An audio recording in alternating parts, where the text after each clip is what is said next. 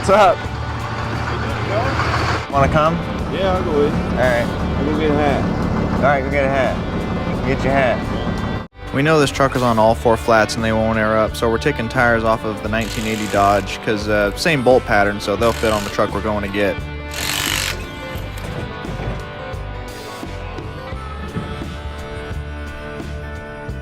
A subscriber named Jimmy actually reached out to me. He said he had this truck locally and it wasn't too far from Dad and me, so we said, yeah, you know, price is right, truck is cool, let's go take a look and go get it. This is a 1973 Dodge Camper 7500 Adventurer Sport. I know that's a mouthful. It's a long bed, 3/4 ton, 8 lug with a factory 440 and I believe a heavy duty Dana 70 rear end. That's what he told us. And it has a cool old towing mirrors on it so you can have your camper up top and see what's going on behind you. Interior looks nice and complete. Has a lot of factory options actually.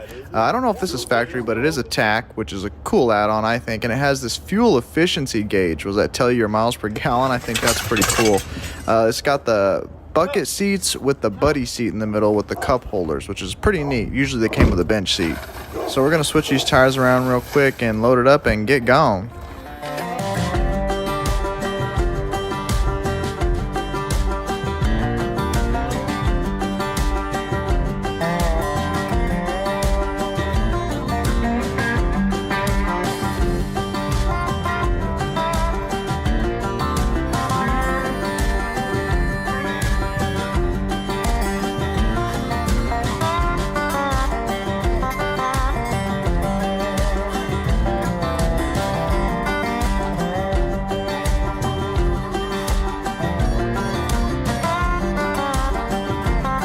Appreciate it.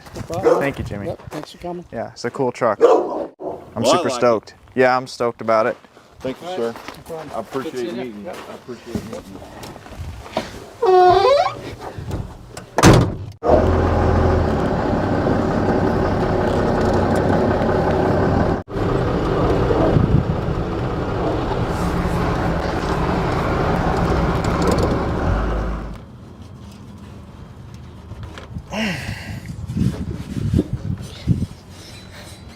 Oh my gosh. Oh my gosh.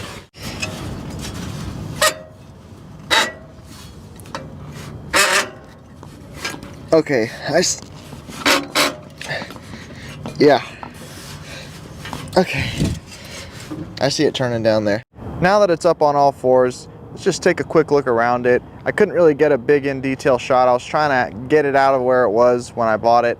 So I don't want to overlook this truck though, because look at how clean it is. I mean, look at the paint, two-tone white and tan.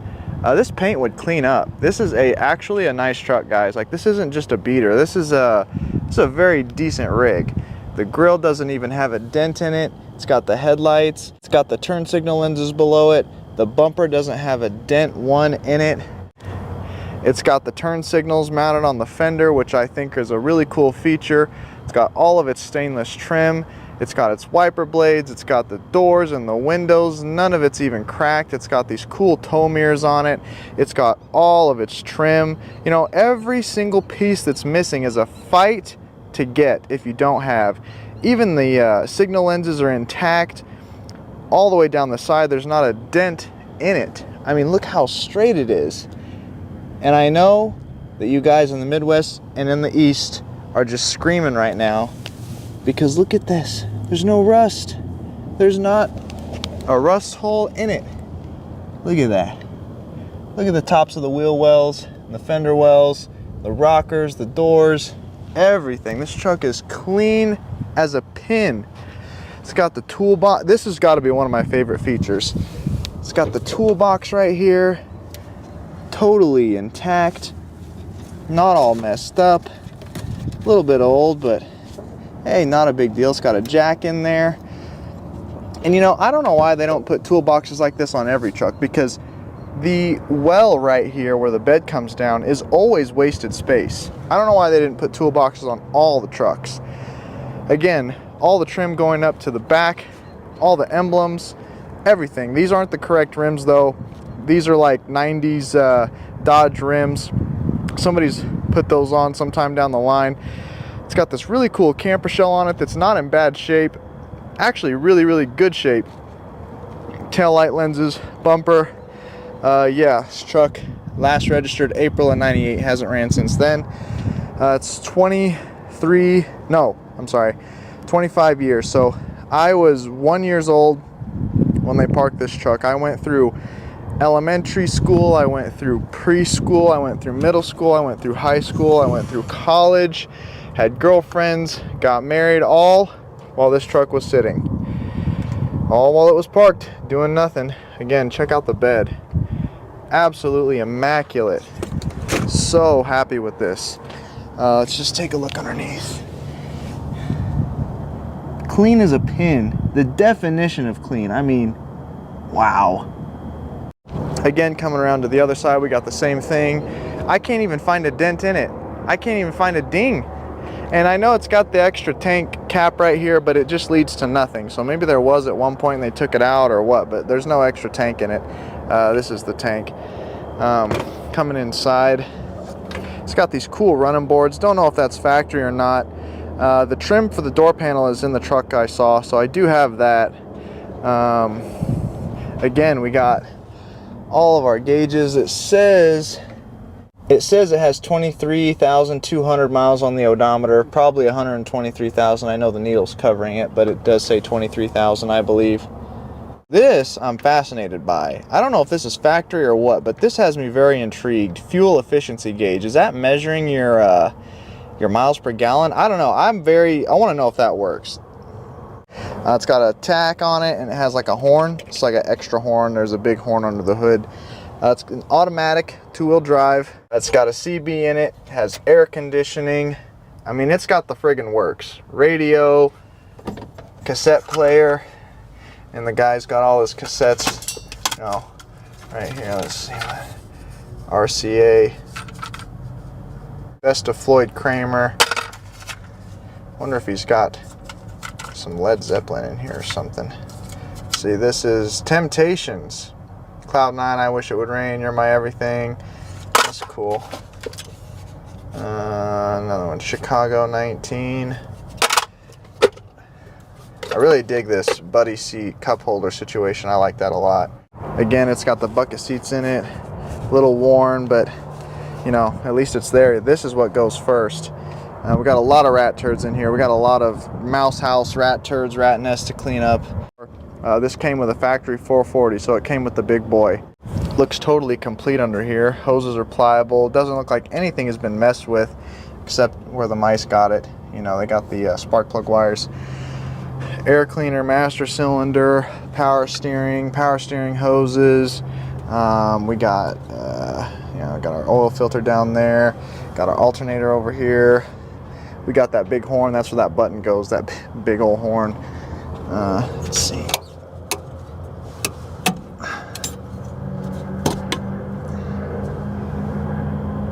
Does have some brake fluid in it, a little bit.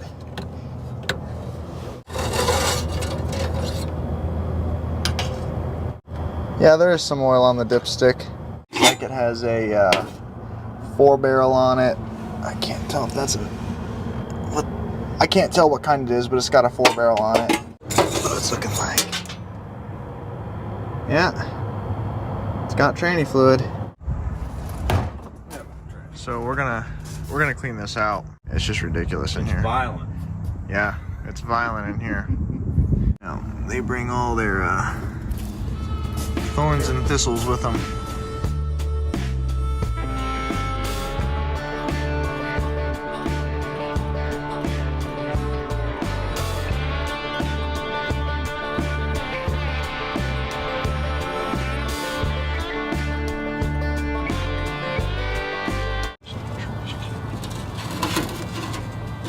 Here, where's your trash?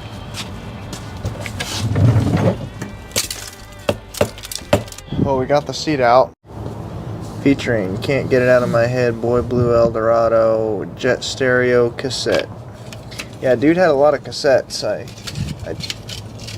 I cleared out a lot of cassettes. Probably like 12 or 15 of them in the seat and in the little buddy seat there.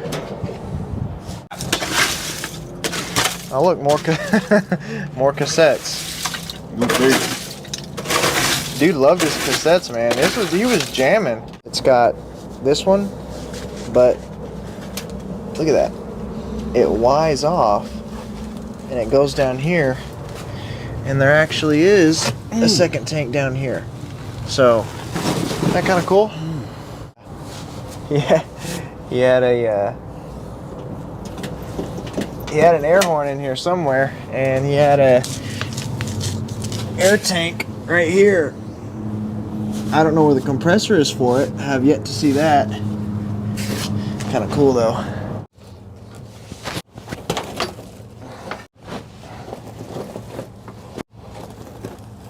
Whew.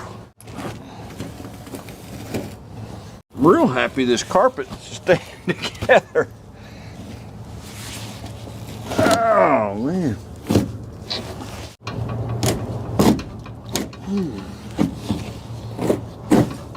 There we go. Save that floor mat. Take that floor mat out of there. Just take it out of there. Grab a hold of that thing. I'll pressure wash it. There you go. Look at the stripe on it. That's cool. That's 70s.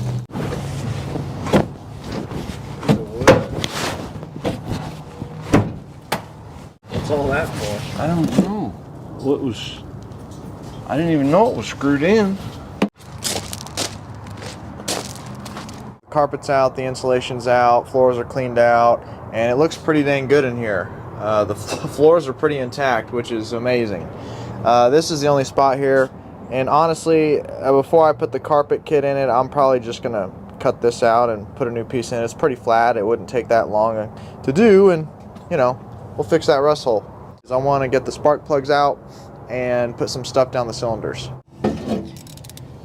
So this one's, I mean, it's pretty black, but it doesn't look terrible. Yeah, this one looks the same. They look pretty good. Black, sooty, nothing really too out of the ordinary. The ones for 1, 3, 5, and 7 looked good, but one of them looked rusty. I can't remember which one it was. Yeah, this one. So this one was a little rusty on the end.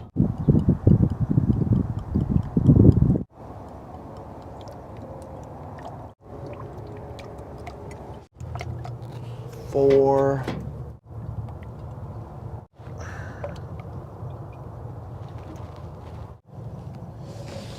All right.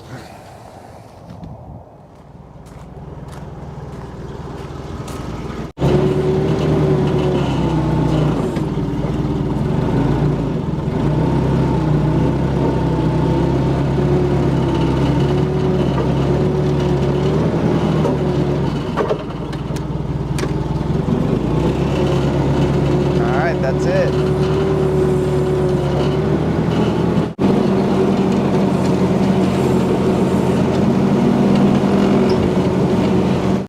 Pull that dipstick out and just look at that, because it just looks weird. Like, why is it so crunchy, nasty coming out of there? It's like I was telling you, it didn't look right. I'm just looking at this truck and I just wonder if it's been stored with the hood up. I mean, because look at the way those wires look. I mean, that's not generally the way a wire looks when it's been sitting with the hood closed. You know what I mean? It looks like it's sun-baked. Yeah, I don't know. It's neither here nor there. It don't make any difference. They might have done that to try to keep the mice out.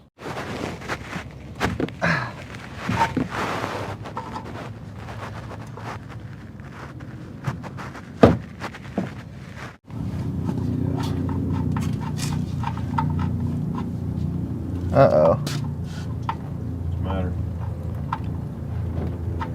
Water. Is there? Yeah, that dipstick just didn't look right. Yeah, water. It ain't antifreeze, is it? That's orange. But this motor wasn't locked up, was it? No.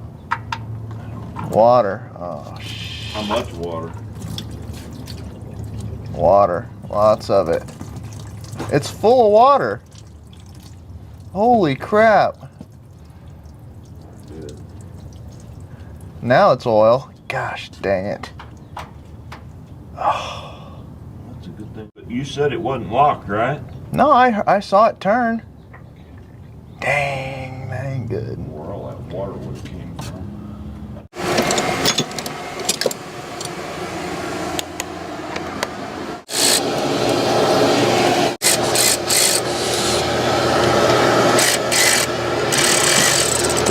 Well, here's the deal. You still want to keep going forward because still, I mean, you still want to roll it over and see if you've got compression.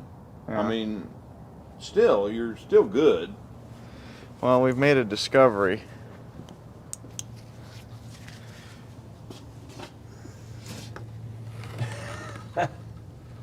I mean, the rat piss just rotted through it. I mean, come on, they was underneath there and they pissed.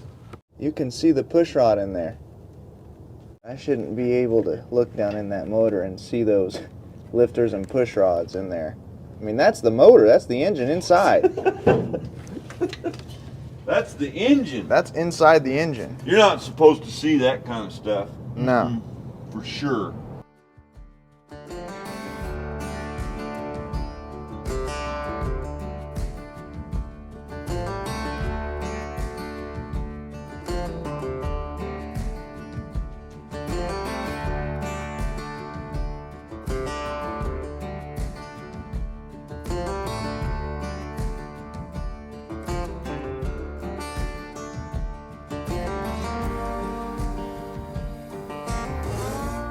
See if you can get Up it. we come. Okay.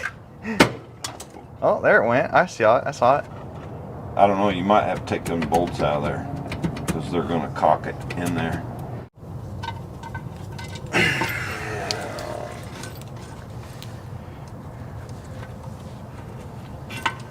Yeah. There. Oh, it's up. I just gotta. I'll hold it.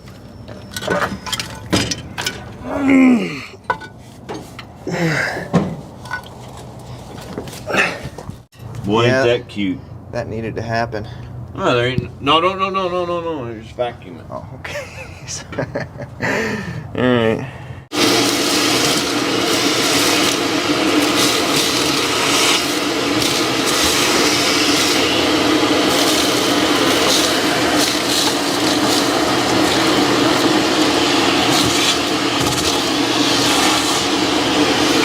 Hold on.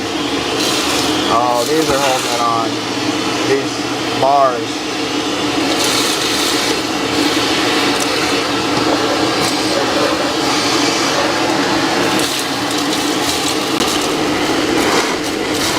There you go. What's the camshaft look like? Look beautiful.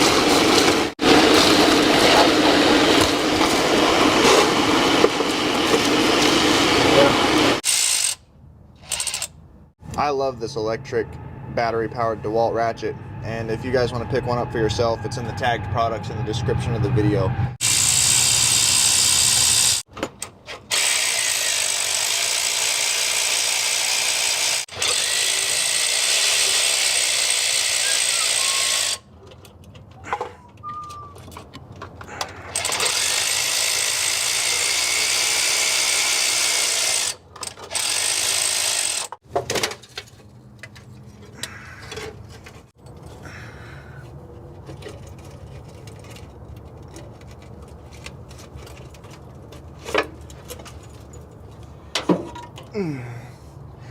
I mean, honestly, that's not bad. I mean, that's pretty clean. The rats just got up top, peed enough times to rust that valley pan, and all their rat's nests and poo just fell in there. So.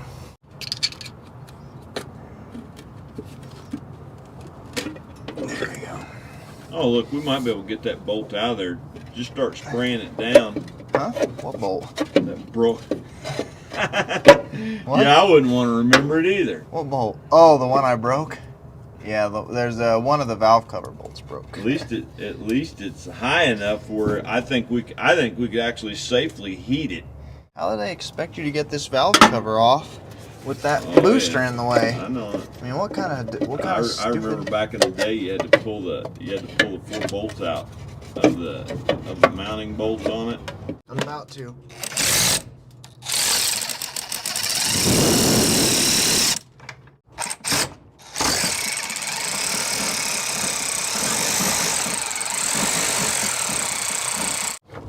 Dad, can you hand me a regular 3/8 ratchet? Regular 3/8 ratchet? Yeah.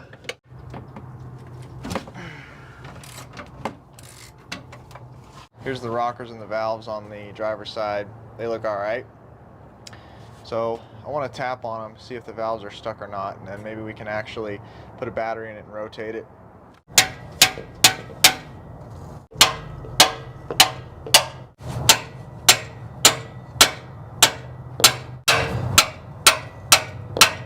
Not stuck.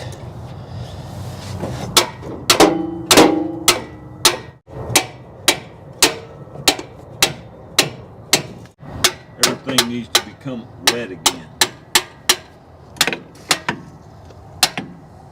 I can't hit those with a hammer. It's too close to the booster, but all the rest of them are good. Just throw a battery on it and see if it cranks.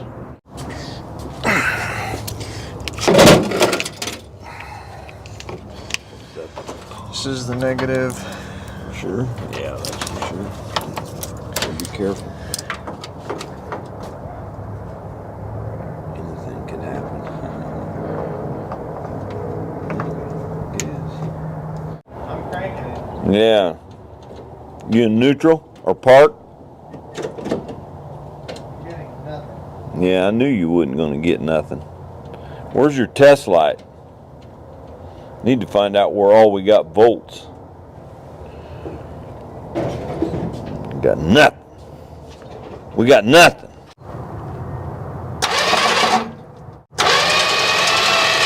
Hold up. Happened to the coil get in the intake? Ready?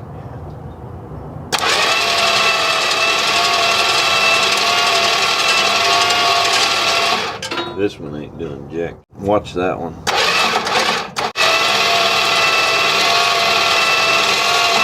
What's going on that one? We need to put some oil in it. I know, but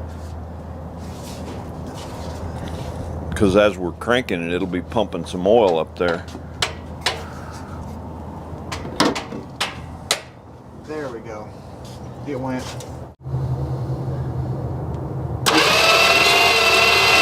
See? Stuck again.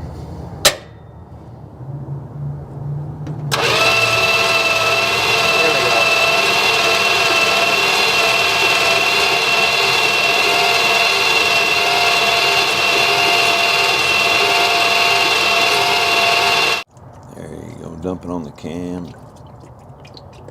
Yeah, she's thirsty.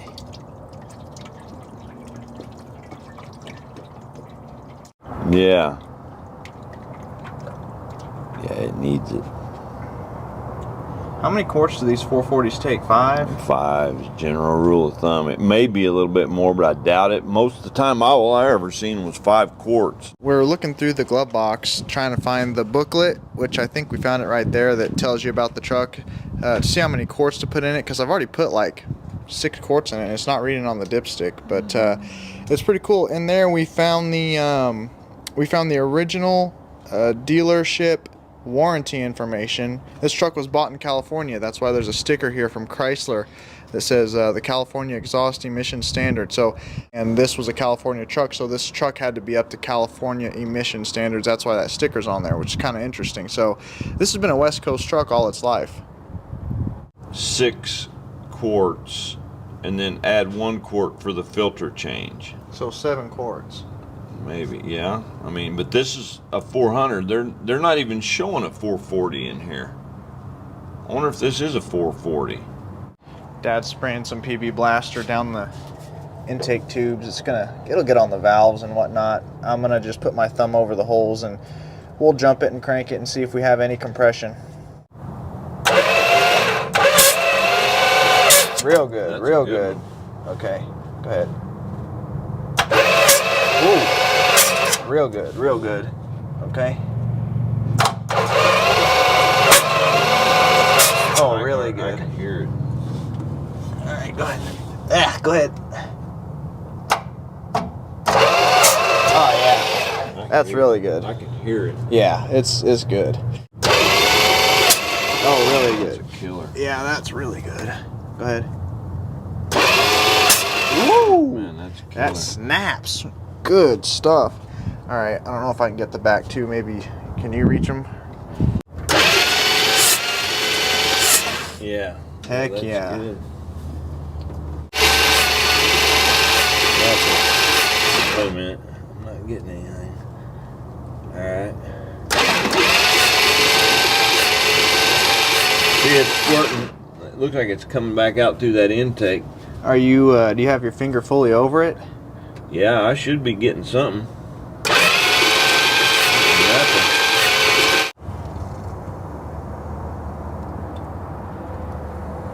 Okay. Yeah. There we go. But see it popping back through the intake? See it? Yeah. I mean, it had nothing before. No, it was the intake.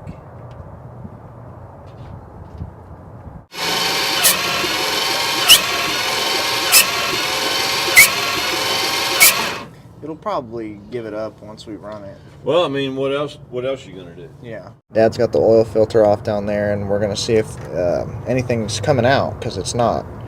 You ready? Yeah.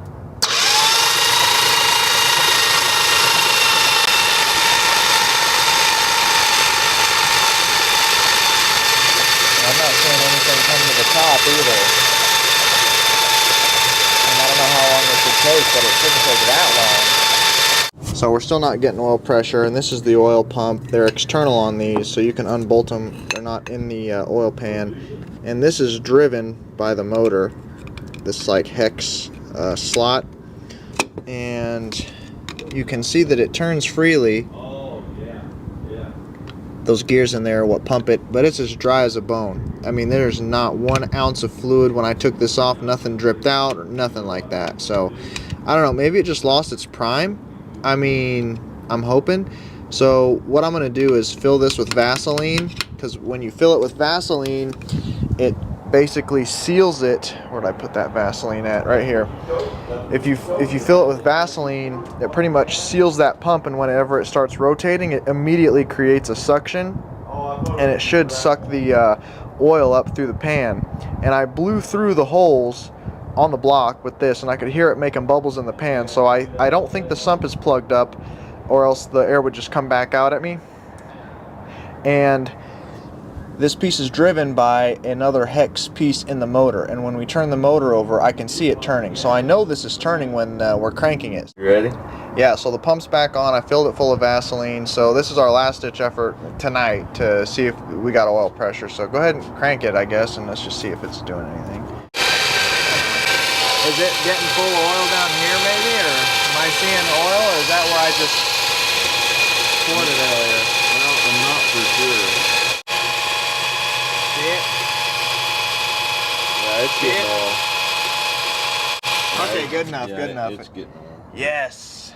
Yeah. All right. I'm gonna keep wrenching on Heck yeah. Okay, we'll let that start. That starter's been, we know it works. Let's just put it that way. We know it. it works. Be sure you unhook that battery. Yeah, yeah. Okay. Good. That's good. I'm glad. I'm happy. I'm happy. Yeah. I'm happy. Well, successful day.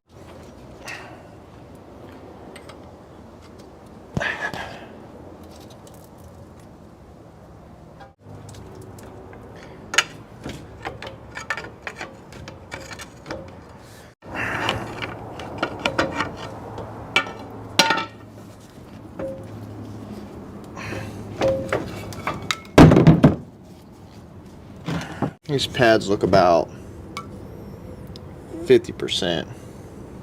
They still got some life left in them. See how this one spins freely? The other one was going to give us problems.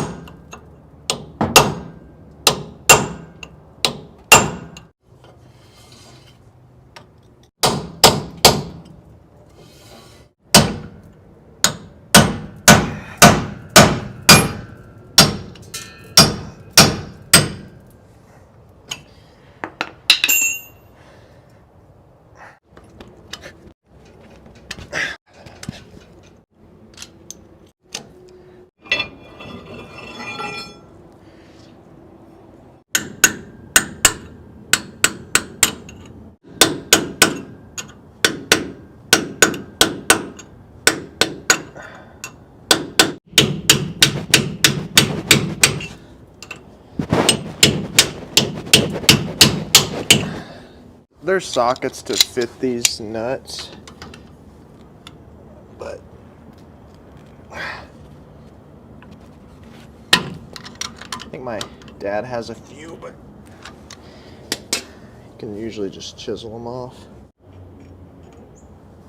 Someone's been in here before, you can tell, because this is almost broke off, like this end where you flip over to, you know, keep the nut from backing off. It's almost like off, so somebody's been in here. Oh, look, another one. Okay.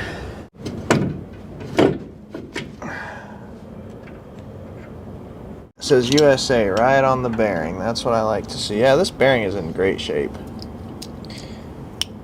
Great shape. The race in there, I can feel it's nice and smooth. Yeah, this is in good shape. Alright, moment of truth. Let's see what those brakes look like.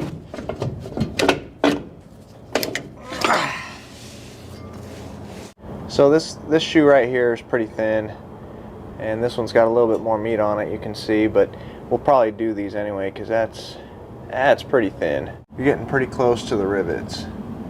So, and the wheel cylinder is not leaking, so we'll probably put new wheel cylinders on them anyway. They're not expensive, and it's a really good measure to do.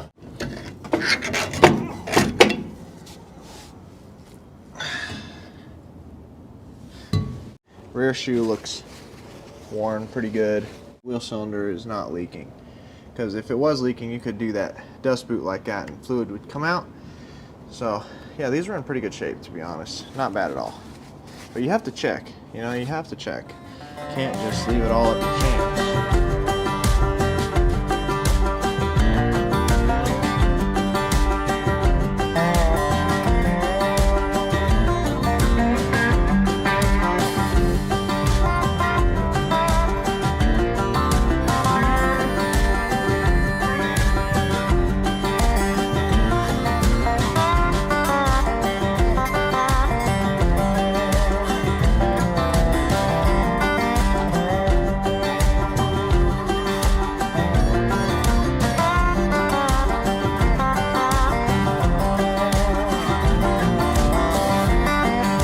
Here's the master cylinder.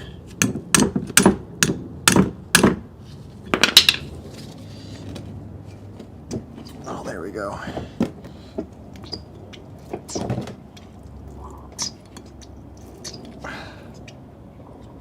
Yeah, the master cylinder was working all right, but you want to check all this stuff because look at this. So if you would have took those brakes apart, you would have looked at them and you'd have, you know, took the boot off a little bit and saw that it wasn't leaking, you just said they're good to go. Well, these look perfectly fine, but these cups, look, if I try and press them, they should move in there freely, and they're not.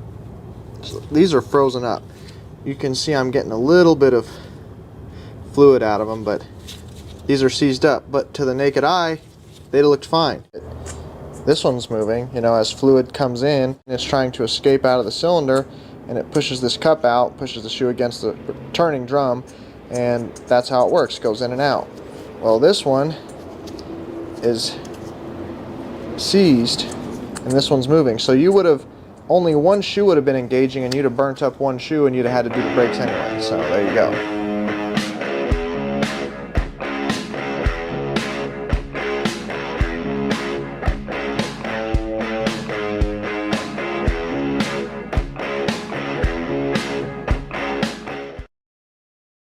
So I've had the wheel bearings soaking overnight in gasoline, and they look really good. They're not pitted, they're not worn really bad, so we can repack these wheel bearings easy.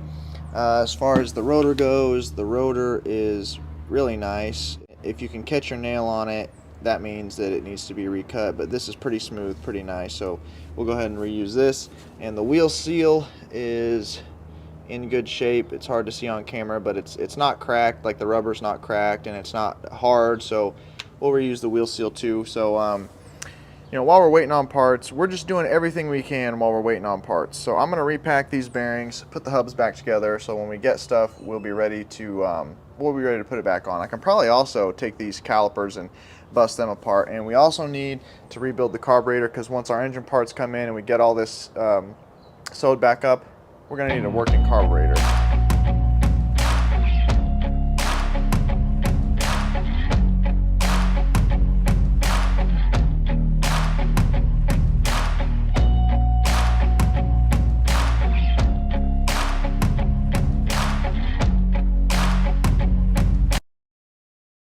So the hubs are back together. They roll nice and easy, greased up, everything's nice in there. So now we're gonna move on to the carburetor. Got Dad over here and got my workbench with a tarp on it so I don't get the wood dirty or whatever, because that stuff will soak in. We're gonna take this thermoquad apart. I keep thinking I wanna say quadrajet, but it's not a quadrajet, it's a thermoquad. And it's got a, well, 3 sections. There's the top, there's the middle, and then there's your throttle plate. But this middle section, it's black because it's like some sort of a plastic compound. Like, was it Bakelite, plastic? What would you say? Some kind of... Yep, Bakelite. Yeah. They used to, well, it was brittle. You had to be careful when you take them apart. Yeah, I've never rebuilt one of these, but Plastic. Dad's not too impressed with them. No, I'm not too impressed. I wasn't impressed in the 80s.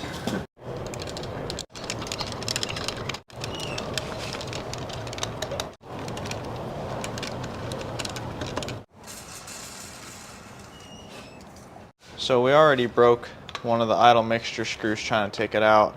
It's so rusty. We're just not really sure, you know, if we're going to use this carburetor at this moment, because it's really in bad shape.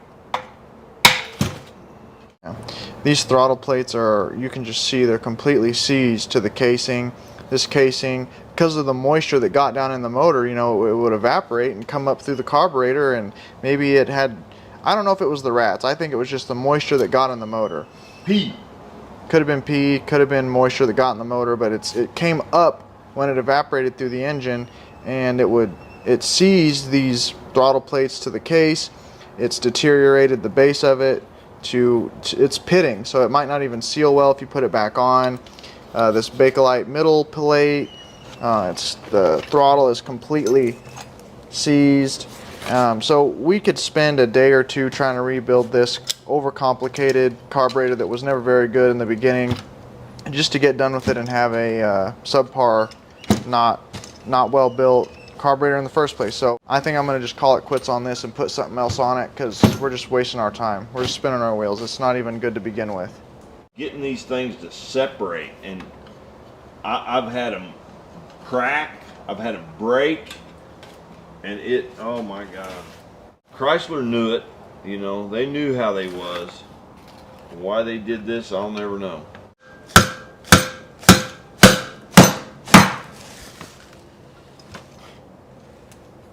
Yeah, look at this casing, just already cracked. So this thing is a waste of time. Yeah, they're just trash. So Dad has a 4-barrel Edelbrock carburetor that we're going to stab on there when we get all this situated. In the meantime, some parts came in.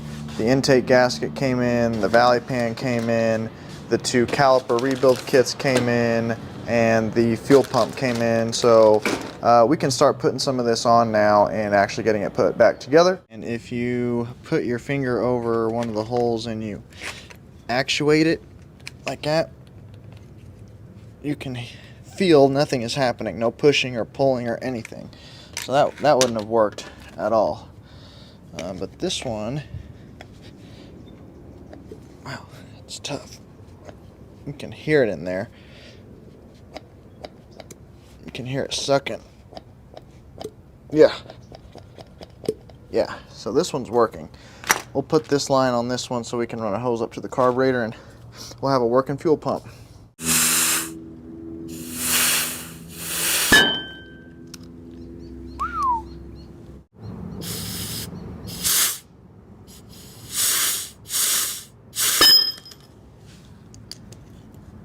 I don't know if you're supposed to do that, but When you put these in, the new ones, yeah. you clean these up real good, but you take and you got to roll that piston in there around the edge of it with your finger, and you got to touch it with air.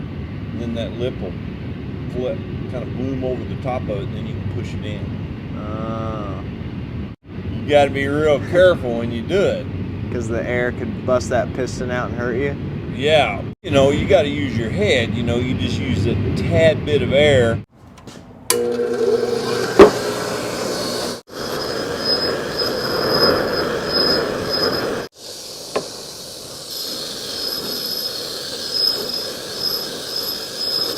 And there are two pieces to this rebuild kit. There is a square O-ring. This is not a circular O-ring. This is actually square. And it goes in there, and that's what actually seals the fluid from going past the piston. And then there is this, which is the dust boot that goes on the caliper housing and rides on the piston, keep dust from going in. It's sort of like a wheel cylinder where you have the cup, you know, that holds the fluid in, and you have the dust boot. You're saying, where's the O-ring at? Square O-ring, whatever you want to call it. It's right here, pulls out. It's actually still pretty good shape. Get in there with the pick and just, there's a little bit of crud in there. Not a lot though. This is a pretty clean truck. Like, this is just normal stuff, honestly. I haven't run into anything that's just insane. Our new square O-ring can go in. Cool. Just sort of work it in there, I guess.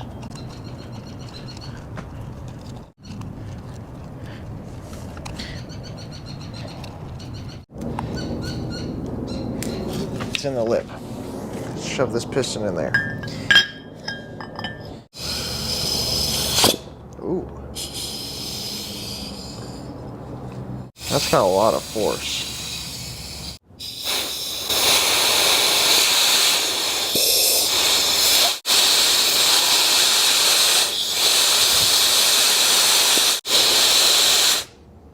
Got it. And you just push the piston in the cylinder. So last night I was able to get the calipers on, all the brakes put back together, the brake hoses on, the fuel pump on. So now we're putting the tires back on so we can set it on the ground, because it'll be lower, so we can put the intake on and get to everything on the engine a little better and easier.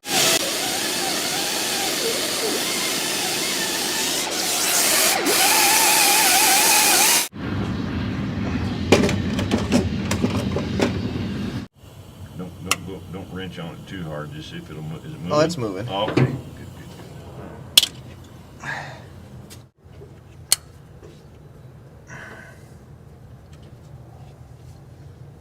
There it is.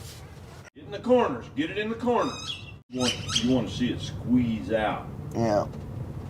I'm gonna put a thin layer on the gasket. Just a little bit. I just smear it with my finger. The magic piece.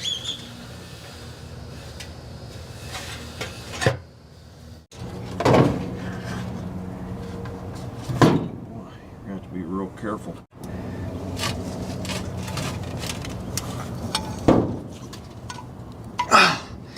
Man, what? Don't be rubbing it.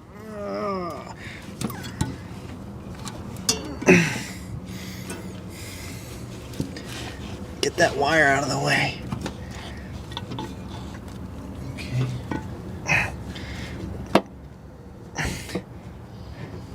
Alright, so I just want to explain to you guys where we are at this point. So we have our rebuilt thermoquad on here. It's called an Edelbrock. And that's going to get us out of the fire with the carburetor situation. And I don't have my valve cover gaskets yet, but I said, well, we just need to test for spark anyway, because we can run it without valve cover gaskets on it right now. So when we cranked it over, we weren't getting any spark.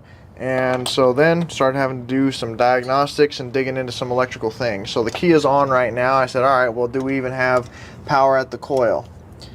And we do have power at the coil, which is a good thing. And I cranked it, we were not getting spark.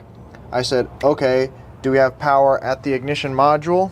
Because something interesting about these Dodges is that in the early 70s, everybody was points. So GM was points, Ford was points, but Dodge, I think, was like the earliest one to adopt electronic ignition. So this has an early version of electronic ignition. It does not have points. So this boot right here connects to this ignition control module. It has an ignition control module, and 2 of the prongs are supposed to be getting power. So this one is getting power and this one is getting power. So you can see boom, boom. And so let's see, 1, 2, and 3. Yeah, getting power. The other 2 are not getting power. So we have power at the ignition control module. We have power at the coil. So everything checks out there, but we were not getting spark, and I'm like, what the heck's going on? So it's either the pickup coil. There's like a magnetic pickup coil inside the distributor. The cap is off. It's right here. Or it's the ignition control module. And so we're kind of doing some troubleshooting, and I put this ignition control module on for testing purposes from the 1980 Dodge. This is the one that was on it. Boom, right here. And we put this ignition control module on it, plugged it in, and we did get spark. So I got a new module coming into O'Reilly right now, and I can put that module on, put this one back on the 1980 Dodge, and everything will be good with the world. And while I'm waiting for that new module to come in, I do have some spark plug wires that I had to buy, and I got the distributor cap on, and I believe I've read that, okay, well, we turned it over to top dead center anyway, so I'm pretty sure I know, but I also read that this is number 1, and it spins counterclockwise, right? So here's your rotation this way, counterclockwise, so it's going to go this way. And the firing order is the same as a small block Chevy, right? 1, 8, 4, 3, 6, 5, 7, 2. So we will go 1, 8, 4, 3, 6, 5, 7, 2.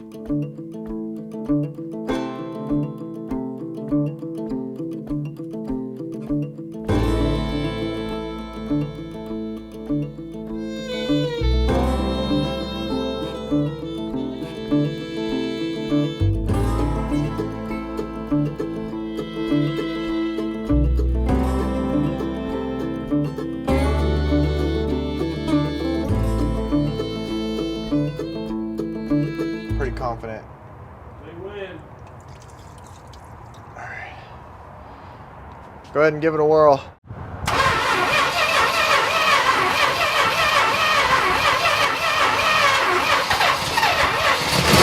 Oh! I shut it off immediately.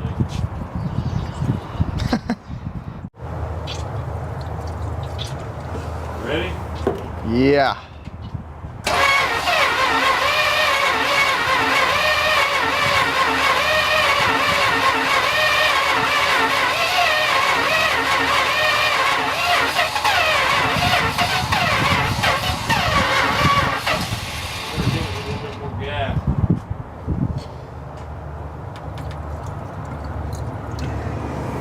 Ready? Yeah, I'm ready.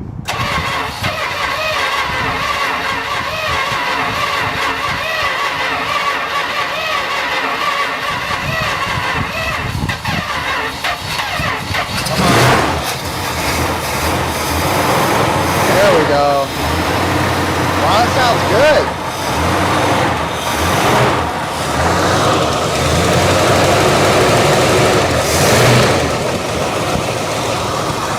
Look at that.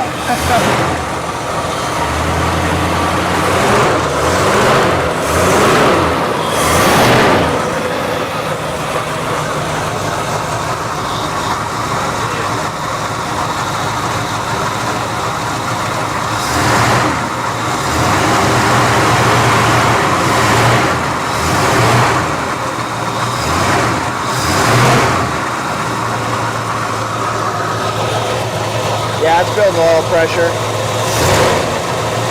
Yeah. Yeah, I can see it. What'd you say? Oil pressure gauge works. Oil pressure gauge works? Yeah, it runs good. It ain't missing now. It's not missing? Look at that. Wow, it's really quiet.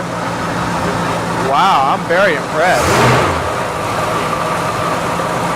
There's no fuel leaks or nothing. That is a sweet motor. Wow. That is a very sweet running motor. Did anything come out of the tailpipe?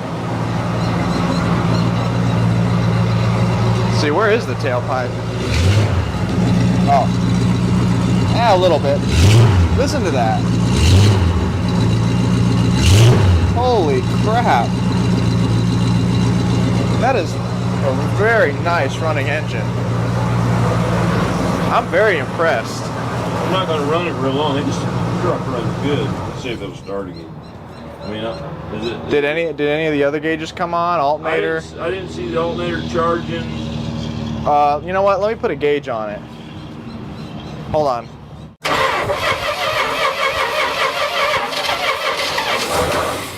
I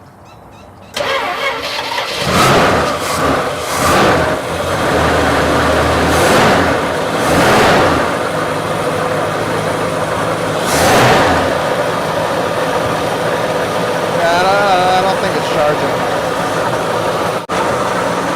12.8? I don't know. It should be higher than that. We're starting to get some oil on the manifolds. So, I don't know. It said 12.8, but it should be higher than that. Yeah, it ain't charging. Yeah. I mean, you got to go through your basic checks. Dude, this is good. You don't. This truck runs good. Don't overheat it. Nothing. Just it runs good. Yeah, that's a really good running motor. I'm very happy. That carburetor was that good. You wouldn't have sold it to me? All right, well, now we know. Now we can continue on, and I got some more stuff from Rock Auto. I got, well, the master cylinder, which I stuffed on there. I didn't bleed it yet, but it's on there. I got my brake shoes. I got my brake wheel cylinders. And I got my carb rebuild kit that I was going to put on that thermo whatever, Quadrajet, but we're not going to use that now because we got the Edelbrock. So yeah, we can continue on putting it back together and actually driving it. That motor's good. That's a good motor. It sounds good. It come out of the box sounding good for, I don't know what, 25 years, 30? I don't know how long it's been. Yeah, it's been 25 years. It was last registered in 98. Yeah, 25 years, and it started up and ran that good. It ain't gonna do nothing but get better. Oh yeah. Well, that carburetor's really good. Yeah, you keep saying that. That's a good carburetor.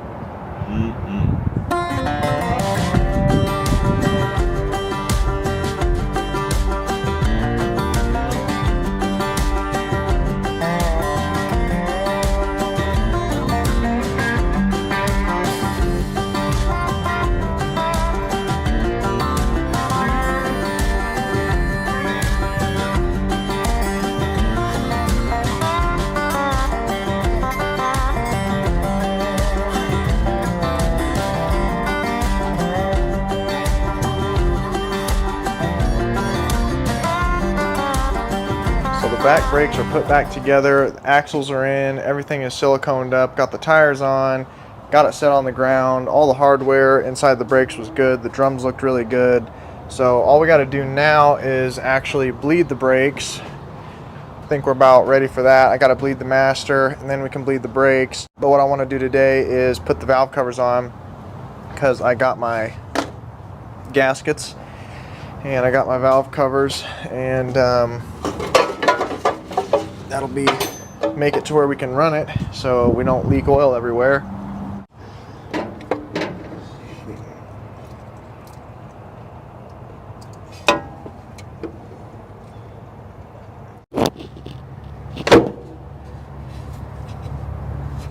So now that we have the brakes pretty much all sewed up and together, we're going to bleed this master cylinder, then we will bleed the brakes, and then we should be able to take it on a first drive.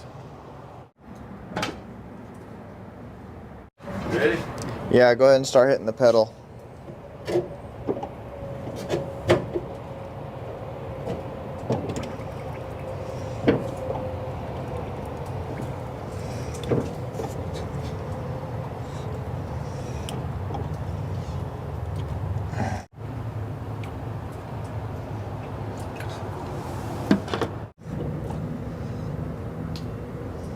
Yeah, we're pretty much getting there. It's bleeding out.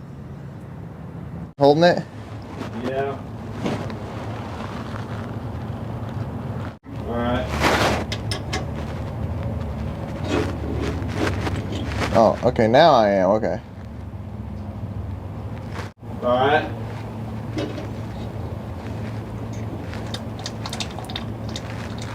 Yeah, now we're starting to get some brake fluid. It's like not coming out real fast. It's like oozing out. We've been trying to bleed these brakes now for 30 minutes. This should be an easy job. You know, I mean, this is amateur hour, you know, I mean, it's not hard. And this master cylinder, we're getting a spew of fluid out of the wheel cylinders in the back, and I'm getting some out of the front, but definitely there's no air in the back. And we're not getting any pedal at all. We've tried to bleed the fronts now for quite a while, and it's just barely oozing out. It should be real positive, like a real good stream, and this thing just is not working, this master cylinder. It should not take this long, so I think it's a piece of crap. We do. So we're going to put the original one back on it. So we put that old master cylinder back on it, and immediately, you know, look at that. Immediately got pedal.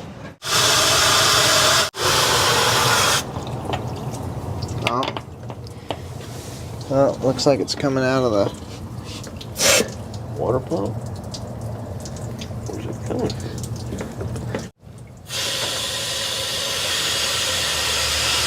Yeah.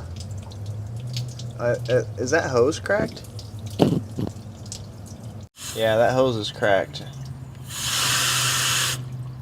Yeah, this hose did blow right here. So I got my new hoses coming in the mail, but they're not here yet. So we're gonna try and just cut it right here and put it back on and see if that works. We're gonna start it up and hopefully we'll be able to drive it. Good.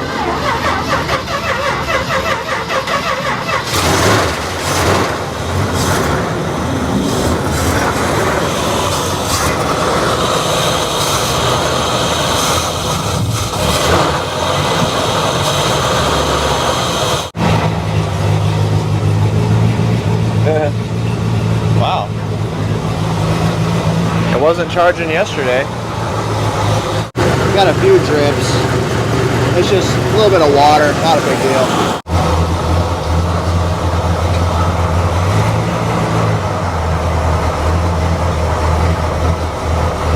All right, we got reverse.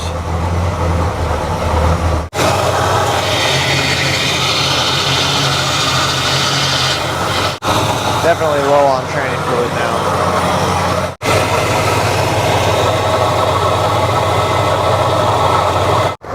Moving under our own power in 25 years, since 1998.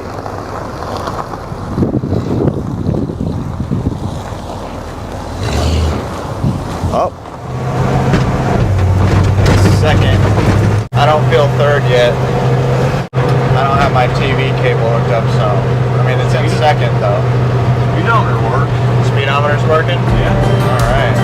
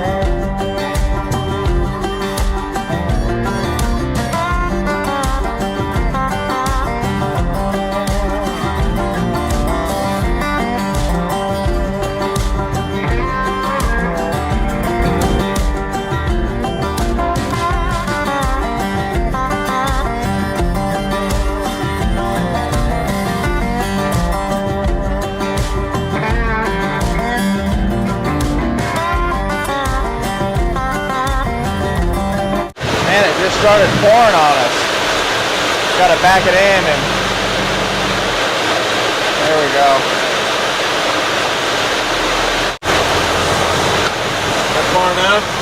Yeah, this is good. Some very much welcomed rain here in Arizona. So we're going to take this tank out. Don't know how much gas is in it or not in it. Clean this tank out, and because this is a camper special, there is a second tank underneath that I'd like to get going, see what's up with the second tank. Then once we get it running on its own accord, we can deal with other problems like making sure all the lights work, and I want to hook the tack up this fuel efficiency gauge, which is basically just a vacuum gauge, and she's going on down the line. Here's our sending unit. That actually feels like a new-ish hose. I got a whole ring of keys with this truck, and half of them say fuel, gas, gas, fuel, but none of them open up the thing. You know, it might just be stuck and old, but it's coming out of there.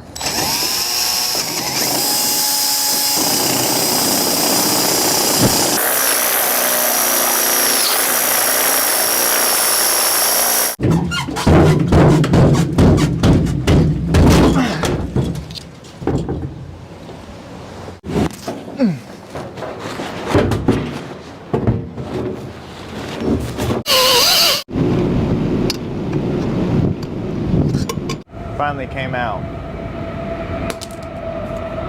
It's a very complicated little piece of equipment here for these double tanks.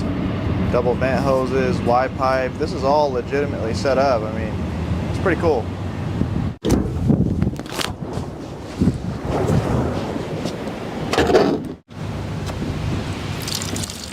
Here we go.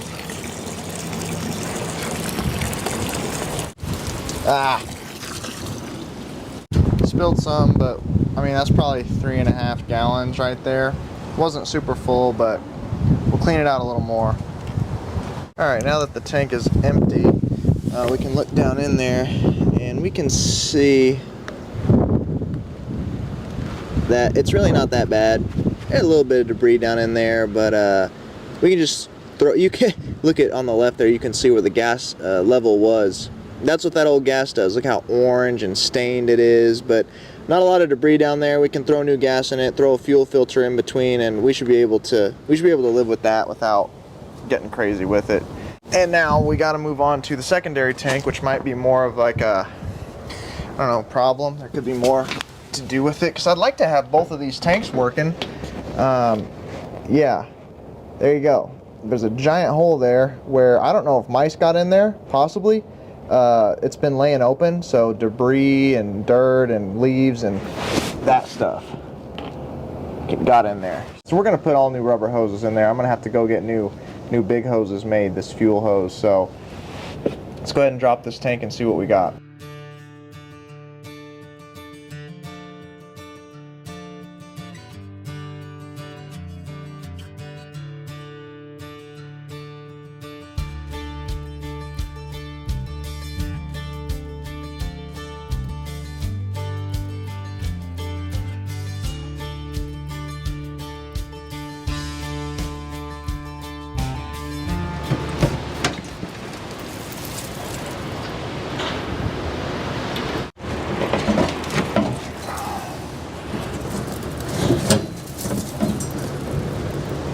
Something, ow, oh my gosh, these freaking thorns.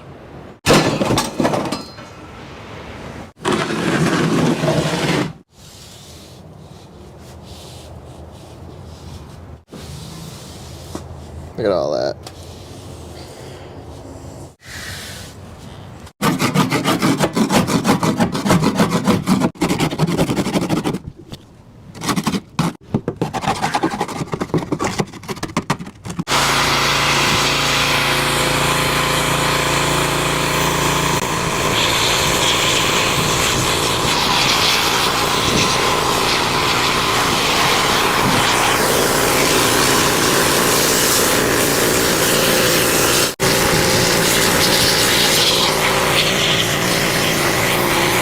So I've been under here vacuuming this out. This had a rat's nest in it, rat turds everywhere, because the gas tank goes here. You can see the straps, and you know, they just had this filled. You can still see some right there where it's packed in really hard that I couldn't get. And I figured out why my brake lights weren't working, because all 4 wires are chopped there, and there's nothing here all the way till over here. I'm getting these ready for butt connectors and new wires to run to my brake lines and brake lights. And then once I do that, I'll check even further back and see if they tore wires up even closer to the lights. But I'm sure that's why my brake lights weren't working. And I got my rolls of wire right there. green, black, white, and yellow. It's supposed to be brown. I don't have brown, that's why I'm using white.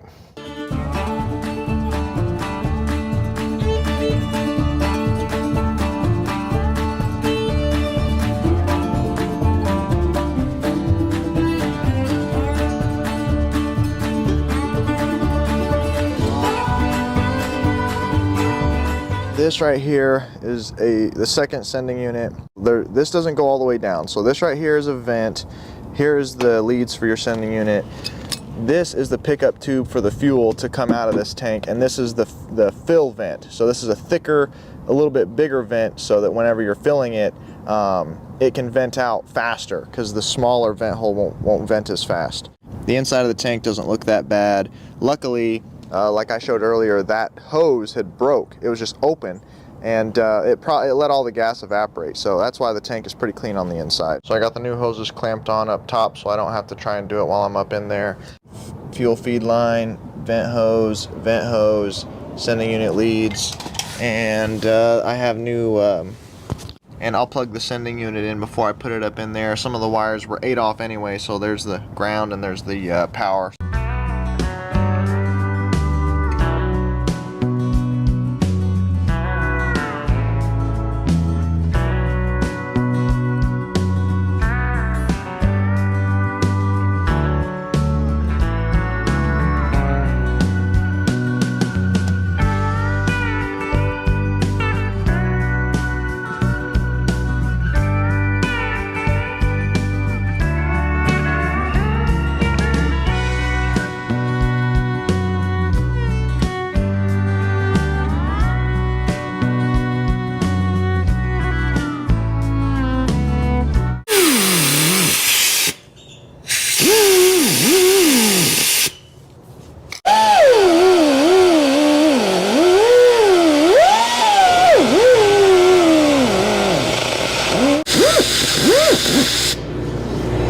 I don't know. That's not doing a good job.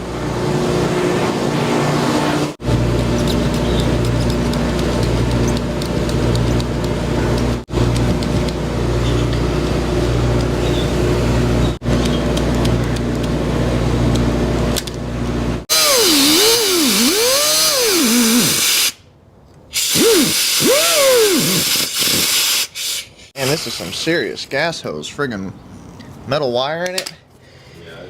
Oh. It's gonna be hard to bend. This gas neck hose that goes from the cab to the tank was molded originally, but they don't sell the molded hose in the aftermarket, and what you buy, you know, at the hose store is just straight hose.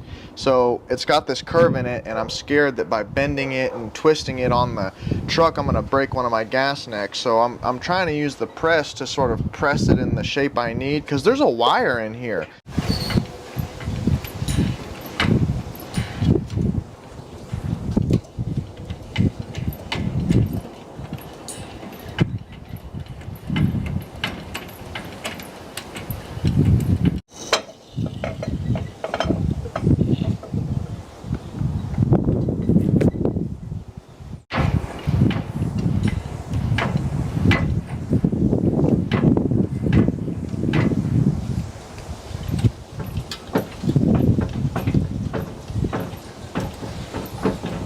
I'll have you know, this took 3 hours to bend into that shape, but it's on there. The gas tank is on there, the vent lines are on there, the fuel feed line that's on the other side of the tank is on there, that goes to there, the other side of the truck right there. So now we can move to the inside tank.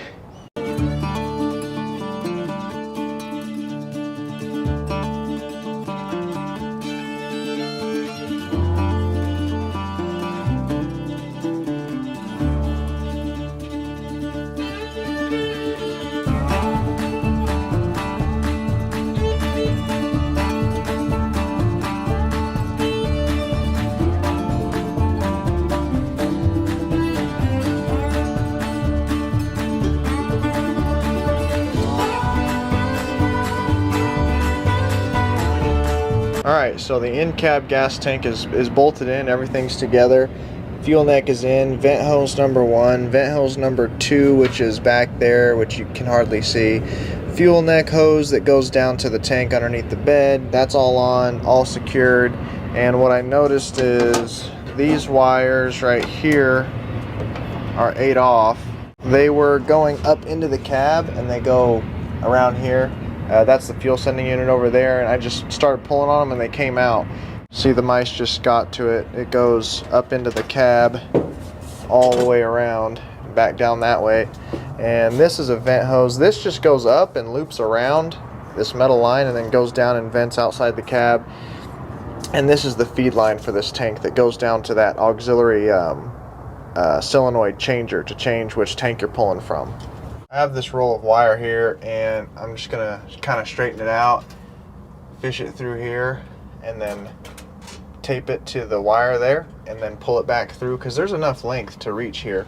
And then I'll do the same thing for this.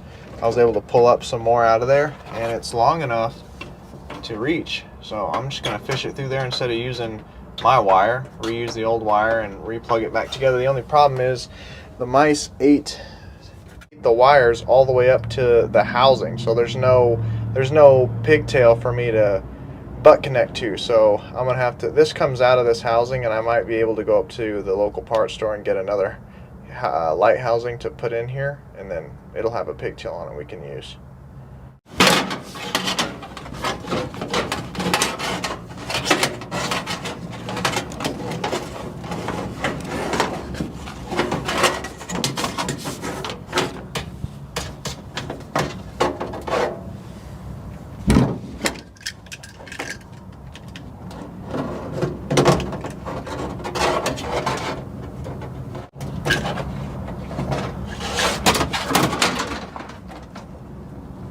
I changed my tune, and I use this wire for pulling conduit through, copper wire through conduit.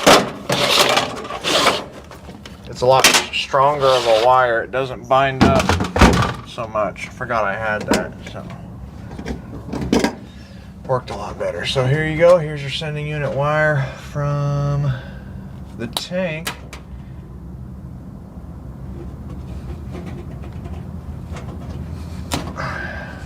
And they meet in the middle.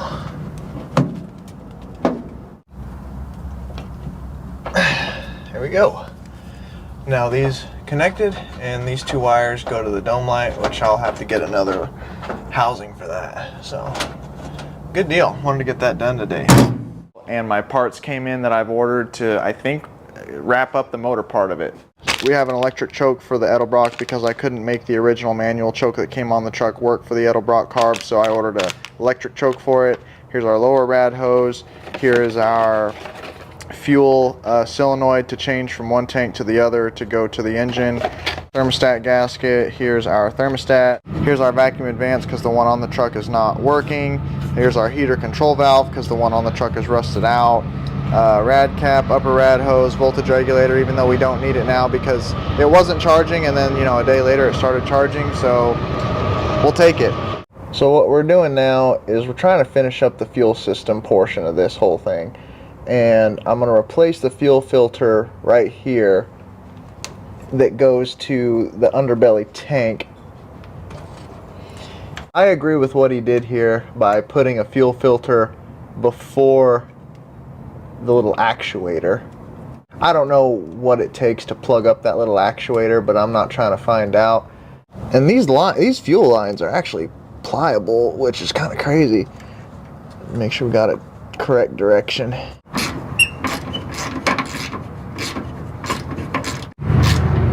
So for all intent and purposes, our fuel system should be done. You should be able to put gas in it and go at this point.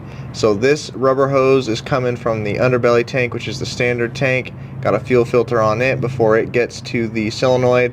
Have a fuel hose and a fuel filter coming from the auxiliary tank in the cab, also with a filter on it before it gets to anything. And then it goes into one. This is mounted. Have to put a wire on this and run it to where we can put power to it. And then it runs here, new hose here, runs all the way up to the front. And once we get under the hood, I put a new hose here. Usually this is where I would put my fuel filter so I could easily access it and check and see if it's dirty or not. But since we have two under there, you know, there's no use. It's going to be clean coming up. Going to the fuel pump, all the way up to the carb. So fuel system, completely done. So our next order of business is going to be this vacuum advance, because if you look here, you can suck through this hose and nothing happens. It's just open.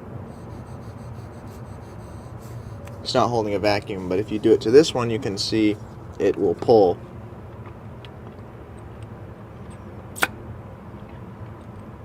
So obviously this one will hold a vacuum. Pop this cap off and see what it takes to get it off of there.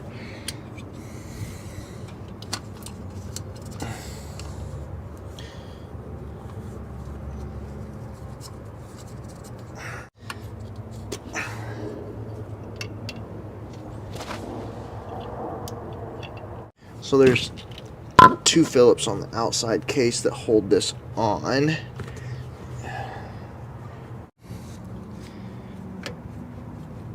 See, this one goes up, curves, dowel pin up. This one's going down, dowel pin down. And if you turn it this way,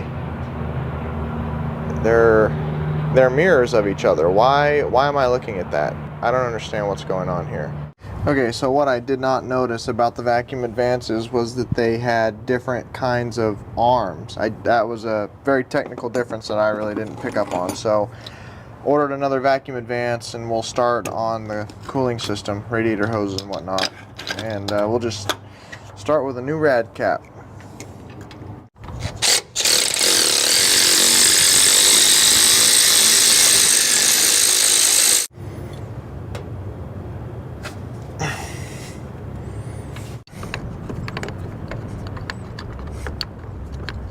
At first I wasn't for sure if I was supposed to see that hole right there, because I can see water through it if you sort of move this fan around.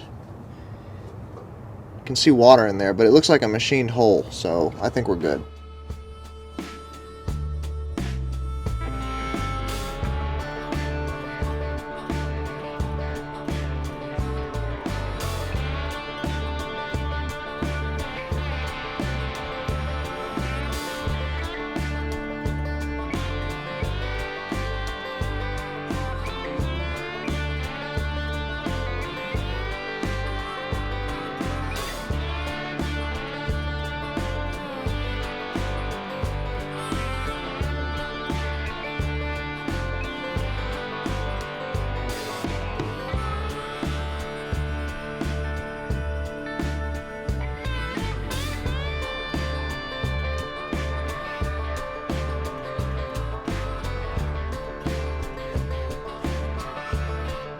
Back when I first got the truck, when I squeezed this hose and moved it, it dripped some water some, but I couldn't exactly see what was going on. But I found this after I took it off. So our next order of business, while we have the vacuum advance coming in the mail, is to put this electric choke kit on. And I have never done this before. I've never put an electric choke on. So I looked up a video on how to do it, got all my parts laid out, so we'll see if common sense and my memory of the video can get me through this. First thing we have to do is take this choke rod out, because this will turn, right, and operate your choke. But they gave us a different rod in the kit for the electric choke portion of this. And I took the carburetor off because I could immediately foresee myself dropping this bolt down this carburetor and into the motor.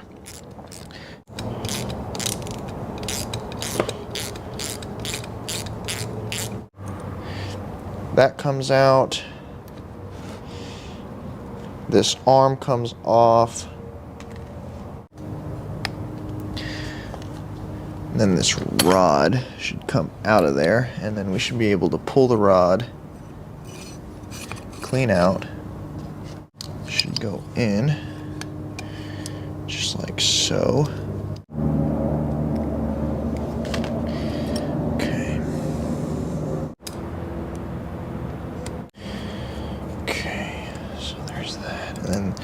This fits and it locks. It's only got one way that it goes, so you can't just put it anywhere. Snug it down a little bit. Don't want to tighten it too tight.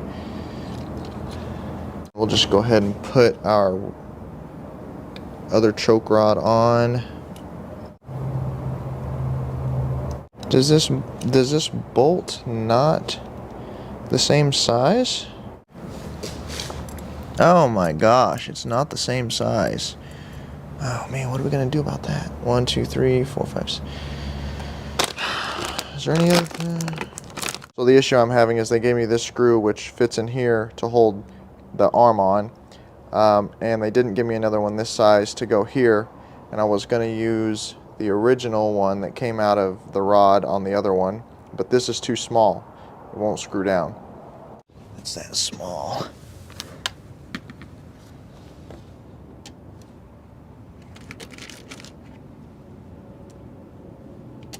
That looks like it matches up. It's a 6/32, and yep, looks like it'll work. I don't know how far this. Oh, cool! I don't have to cut it down. Yep, it goes way in there, way in there.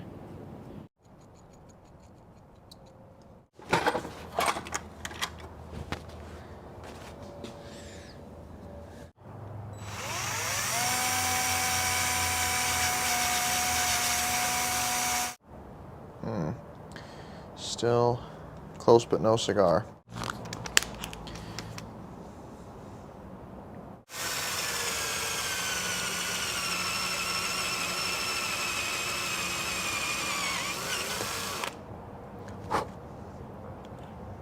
I think my battery literally just died. Alright. This ought to do it. I mean, a little further and we're gonna break through the whole thing. Alright, we got it.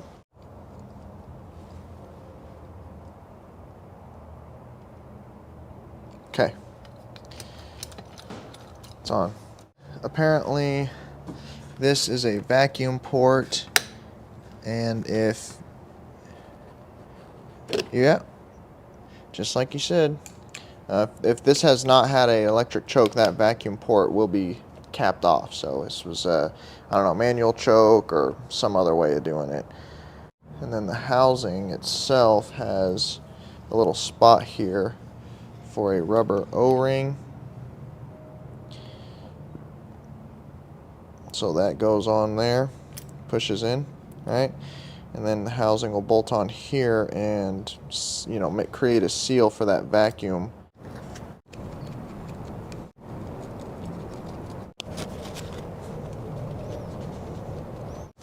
Now we should be able to set it back on there. There's some adjustment we're gonna have to do, get some power hooked up to it, and we'll have a nice electric choke. This is a good upgrade to do anyway. All right, so this morning I've been working on the wiring and electrical for the lights on this thing. It's just been a mess.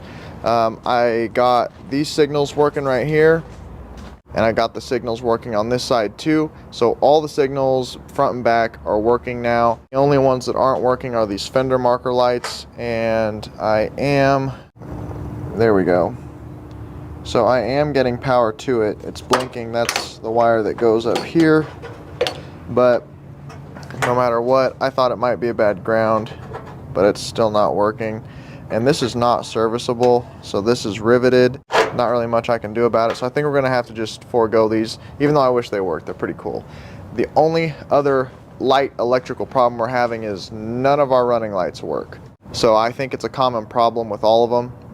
So I've been messing with this pretty much all day, and I think I pretty well got it straightened out. I got all my lights to work. Watch them not work now that I said they work.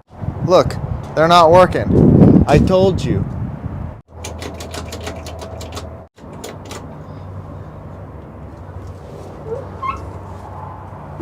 Okay, now they're working. The headlight switch is just a little dirty. So, parking lights should have left signal,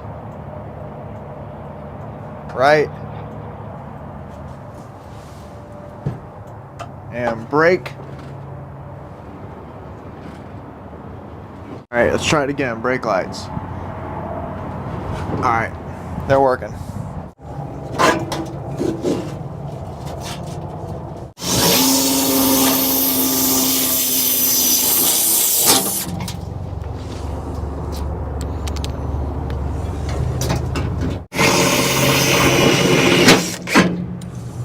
heater valve mounted. Nice. All right, this looks more correct. This is gonna work. Yeah.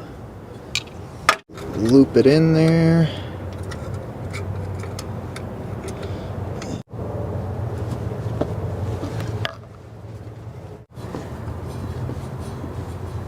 Wiper motor is not working the wipers. The fan blower motor is not coming on.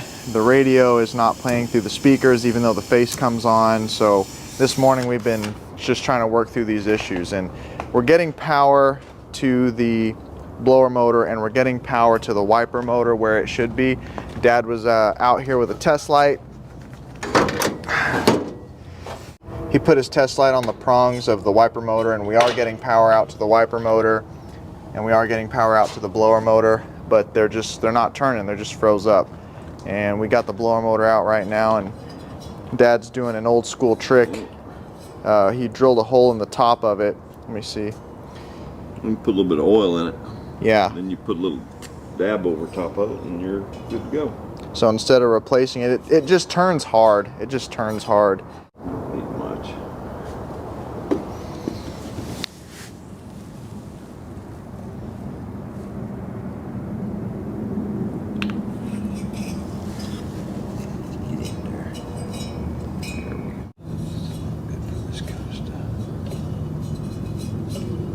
You don't want to go crazy with it because you don't want to get that stuff down all over the brushes, and it disintegrates them.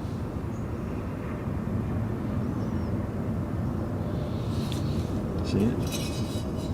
See? Good.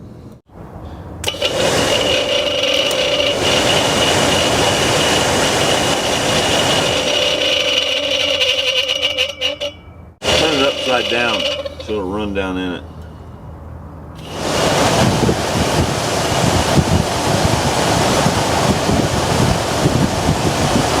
Now turn it sideways. Yeah, like that.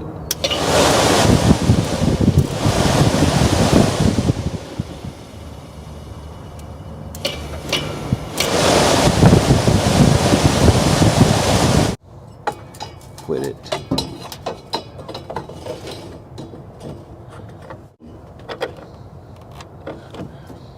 There we go. You couldn't get an easier fan to put in.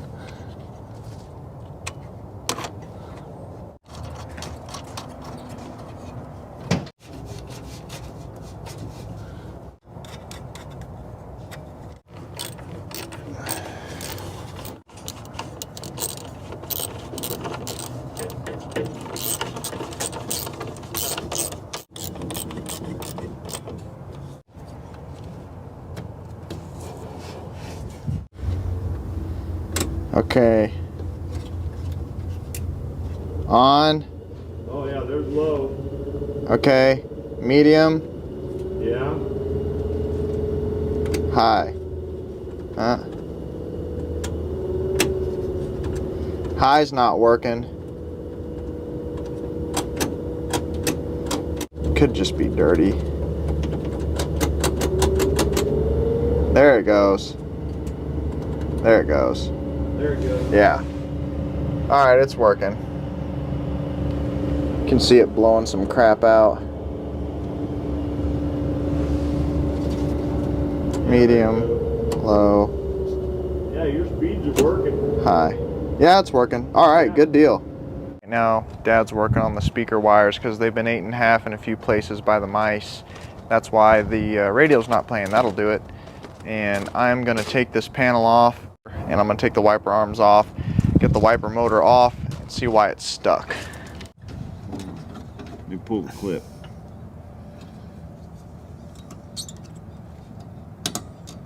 Okay. Yeah, there you go. There you go. There we go.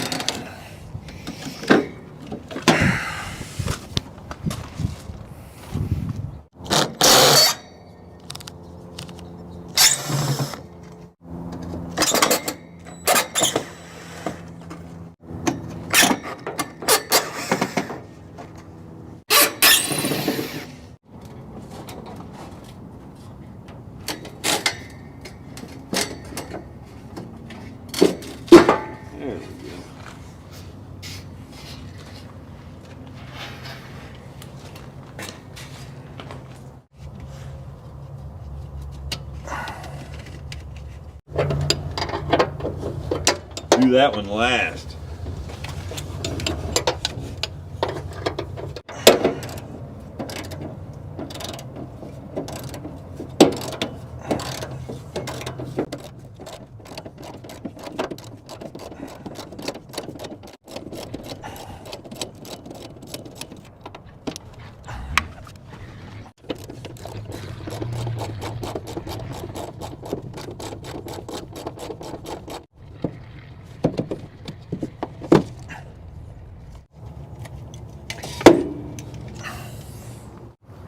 Well, there's your wiper motor.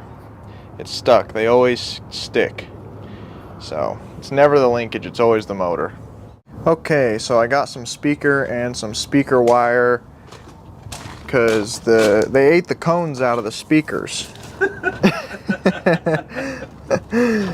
Yep, they eat the cones out of the speakers. Yeah, the rats and the mice, they ate the cones out of the speakers, and we also have some breaks in the wire and stuff like that. So we got some speaker wire and some speakers, and we'll hopefully get the radio to work, because when I do turn the key on, I can see the radio face come on. So I don't know, it'll probably work, honestly. And also we got this going on, and it's not really serviceable technically, but you can see, let me set this down. You can see, so here's the housing, and then see that seam right there? There's like a seam. So this plate, this comes off, and our problem is in here because the motor sits like this, and then the rain comes from the top, and this is where it gets. So you can see there's a rivet there, and there's a rivet there, and a rivet there. So we're gonna drill these rivets off. This motor isn't really supposed to be serviceable, but we're gonna force it to be serviceable. Yeah, it's either that or $200 for another. Because on this property, we live like we're in the Great Depression. That's right. You know, the rest of the world might be living in 2023, but we're living in the Great Depression. Well, that was right. I mean, you gotta watch. You gotta watch things, and you gotta figure out how to make things go farther. Even when you think it can't go no farther, study it over. You make it look. Can you make another month on it? Yeah, right.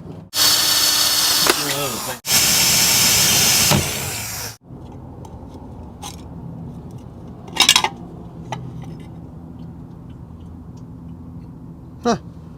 Ain't much in there. This is the one that usually freezes. Look, oh, wait a minute. Not so bad. It's not so bad.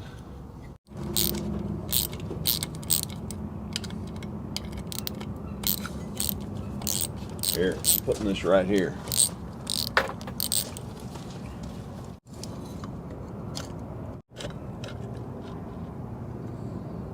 It's got water in there. Yeah, just get that out of there and get that thing to turn.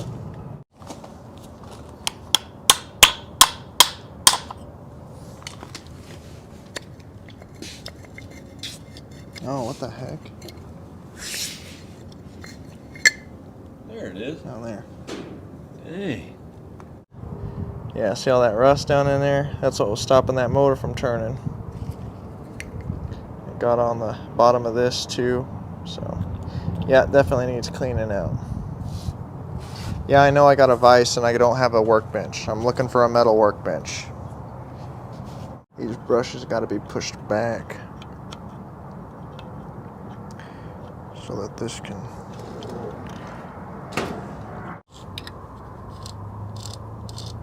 There we go.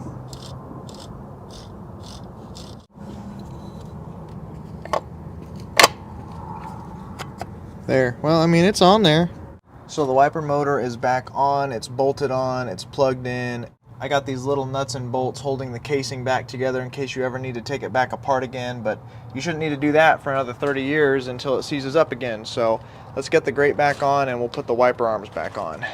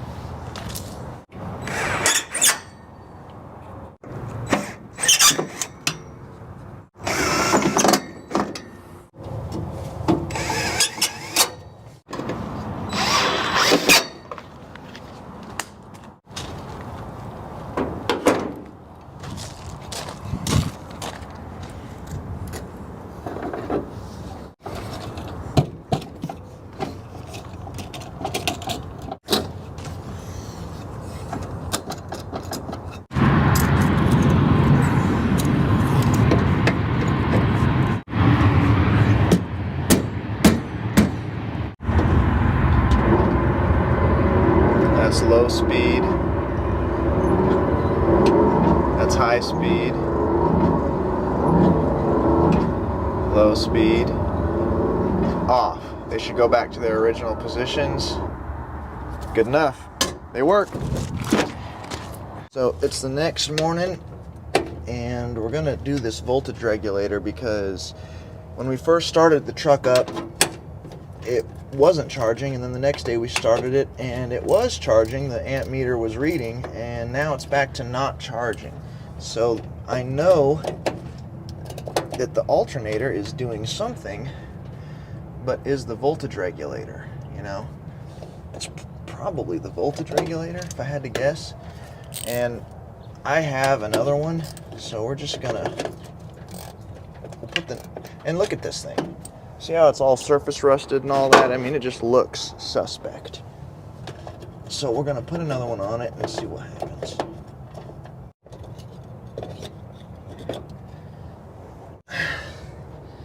$125,472 it says. Kind of looking for, oh, see, made in Hong Kong. So this is a replacement. This is not a Chrysler original.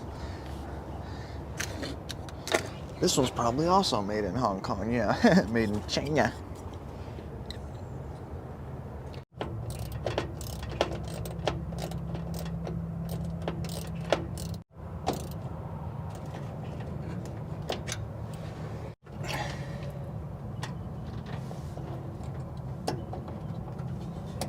Alright. Hopefully that's an easy fix. Probably not.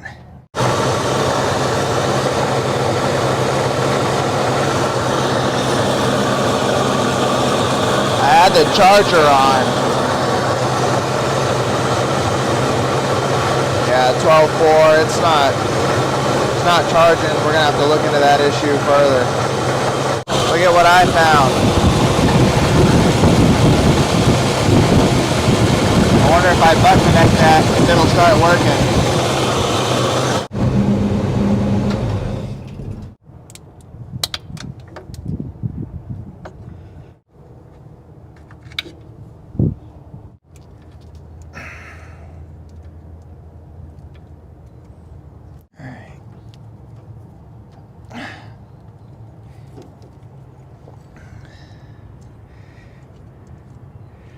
Okay, so that's butt connected. Let's see if that solved our problem.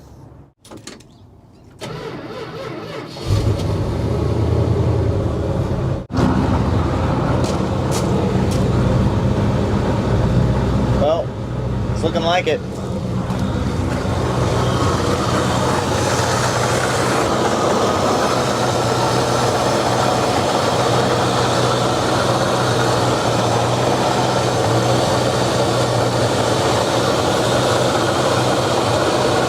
Yes, sir.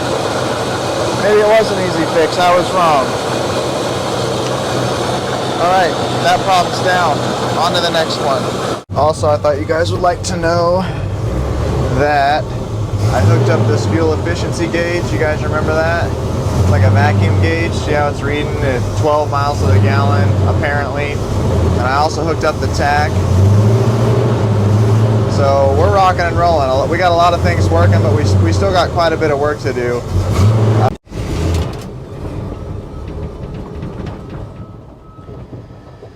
So the goal of today is to make this truck look good.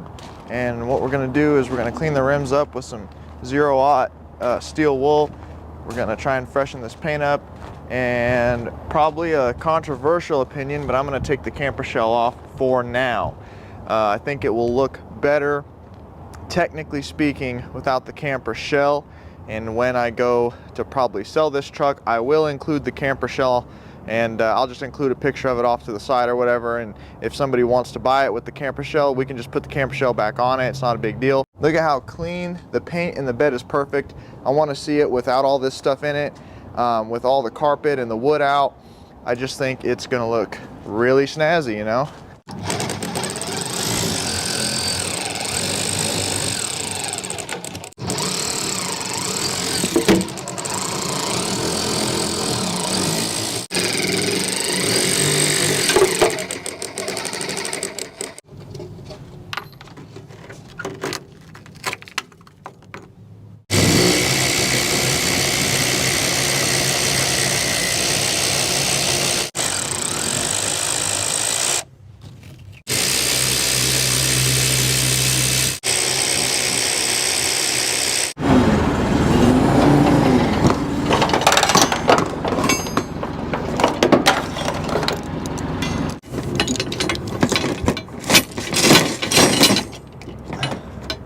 All right, that's in the middle.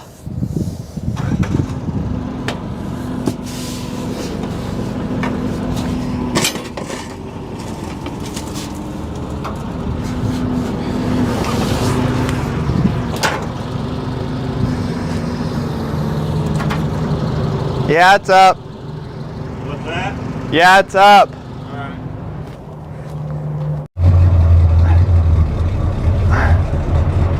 Forward. Yeah.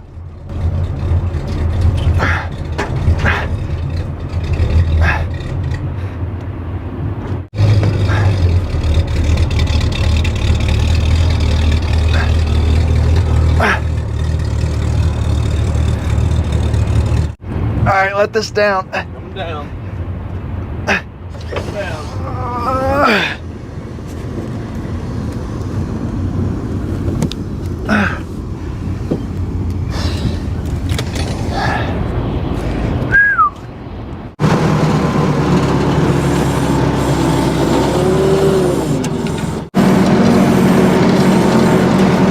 Oh yeah, you can't tell me that doesn't look so much better, so much cleaner, so much nicer.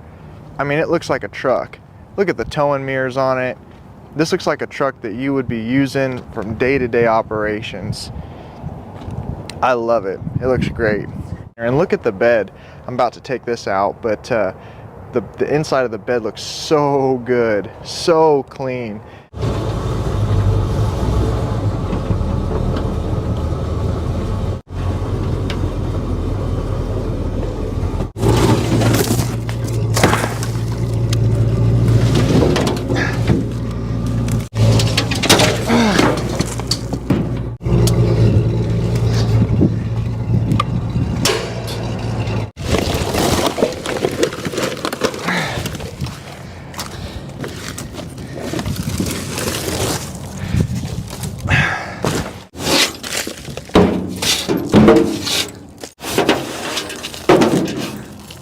One of the most handy things I ever bought was a metal sweeper.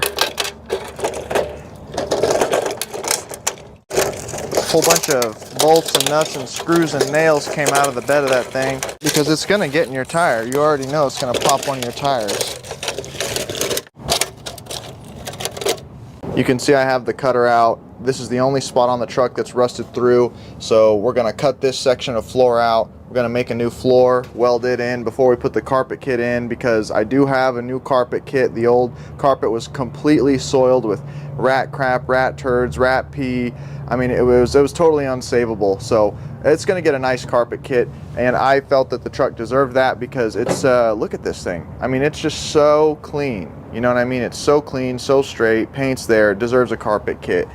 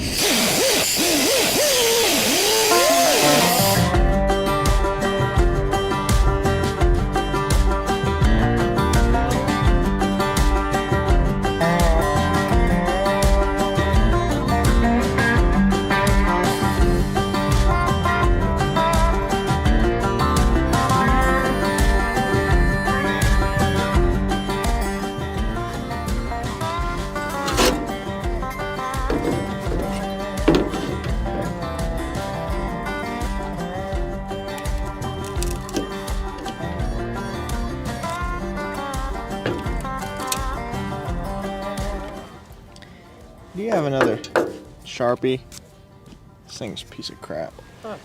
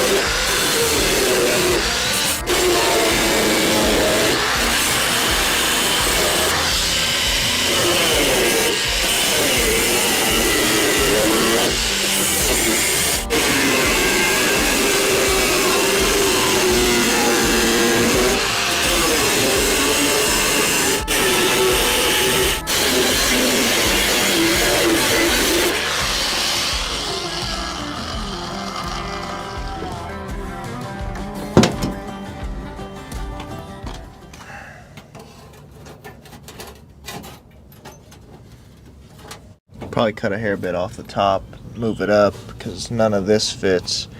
So if I take it off here and shove it up a hair, it might fit. Don't make me get in here and do this. Because I'll do it. You go ahead for now.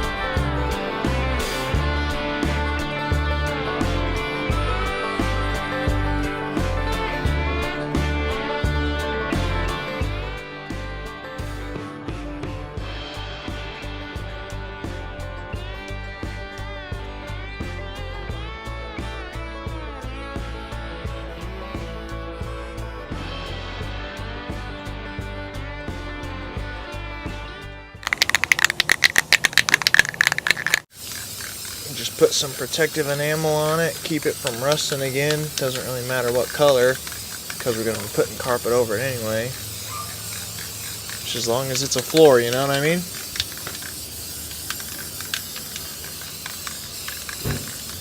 Alright, so the floor is welded up and fixed and painted. It looks really good. I'm super happy with it.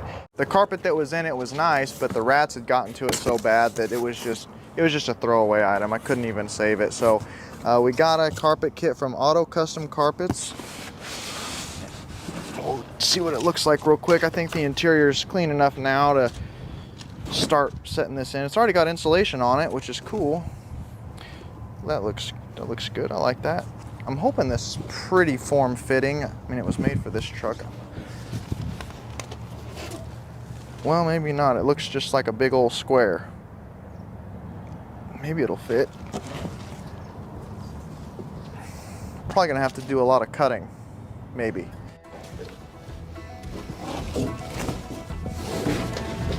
Oh yeah.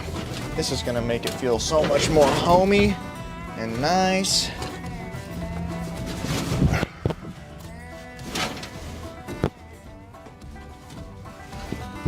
Yeah, we're gonna have to cut out the dimmer switch hole. We're gonna have to cut probably excess off the edges. Yeah, this ain't gonna be plug and play. No way.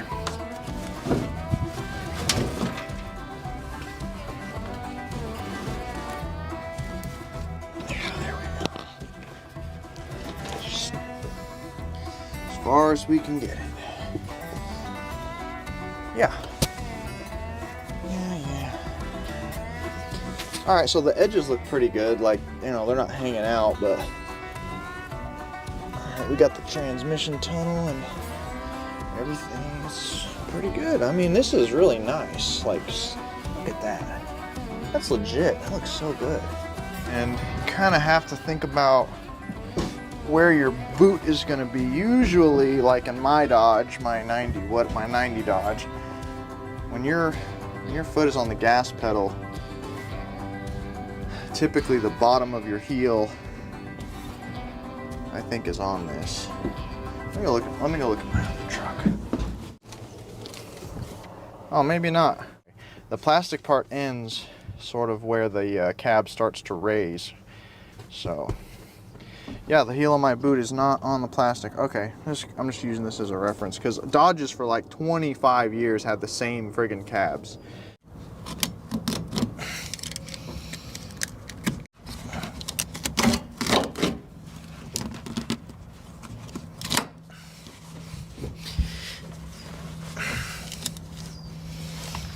I hate cutting nice carpet like this. Feels like a sin.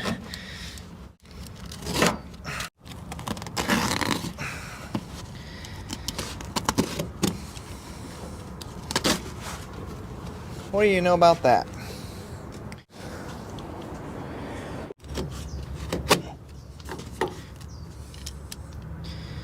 Cut out a little slit for our seat belts.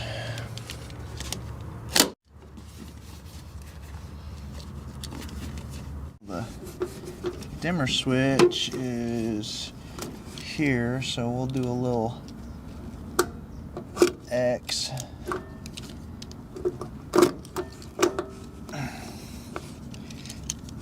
Dimmer switch hole. So the holes are cut out for the seat. Cut the holes for the safety belts, seat belts. Now what we'll do to really make it professional is I got some of this. Come on. I have some of this adhesive I was using on some insulation I was doing under the house. It's like fabric, you know, whatever insulation shade. Spray a bunch of this on there.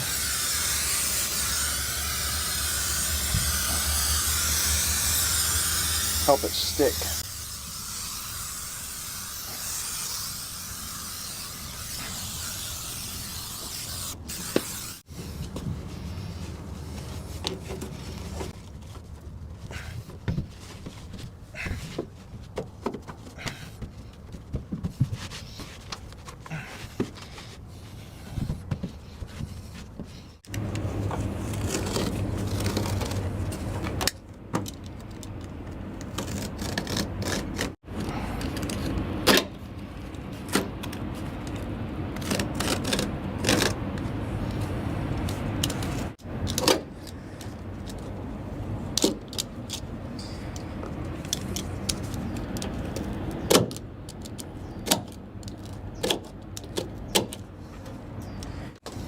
Sill plates.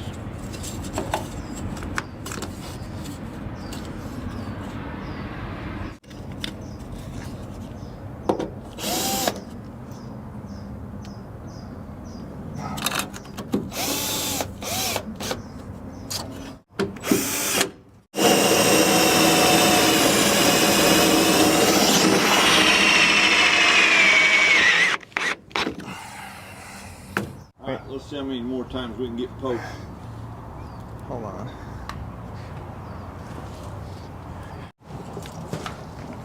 If you set that there, I'll go on the other side. Actually, just set it down. Let's switch sides. I'll go in there. Here, we can pull that off, don't we? Oh yeah.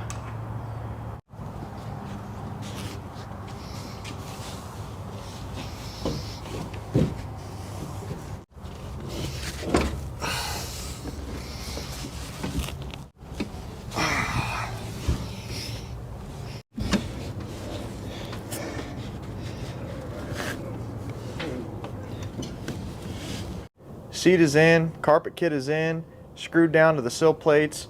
Everything is looking good in here. Door panels are looking good, dash is looking good. Other than wiping the dash down, I think we're pretty much done in here. I'm liking it. It's coming out good. Talked about this before or showed you, but it's, look at that.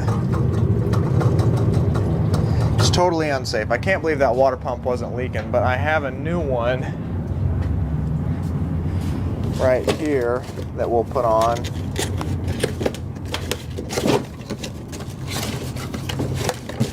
So there's the gasket.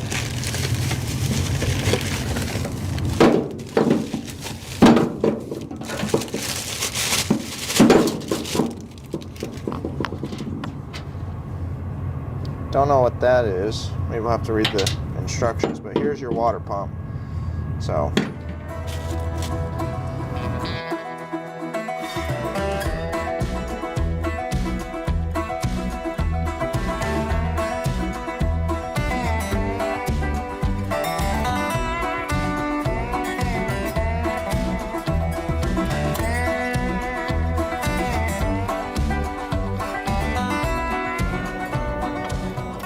finger loose now.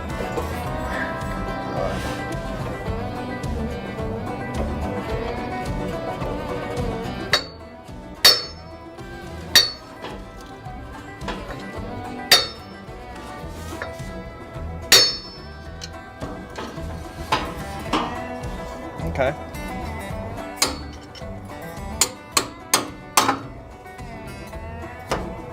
There you go.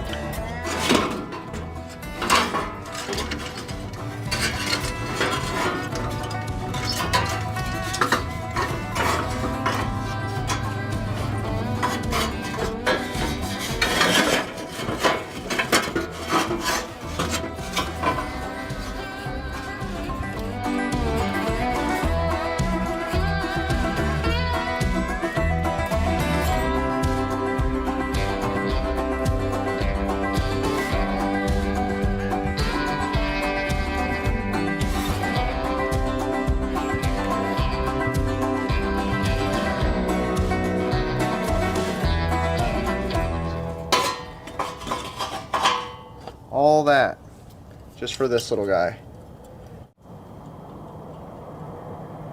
This thing's totally trash.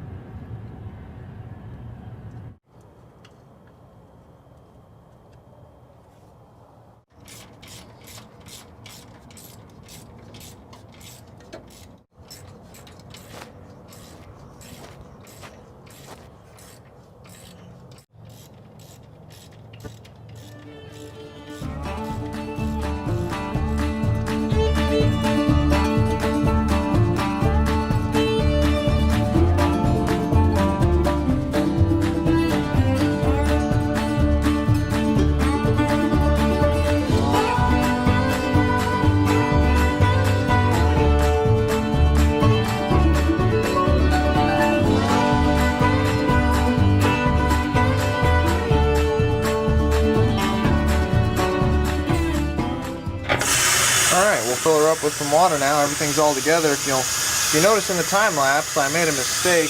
I put the fan on and the spacer and I didn't put the pulley on. So I had to take it back off, put the pulley on, and then put it back on. So sometimes you make mistakes. At least the way it goes. It's getting late in the day, so I'm kind of getting whooped. It's my last thing I want to do today. I want to run this thing and make sure the water pump doesn't leak and it's all good.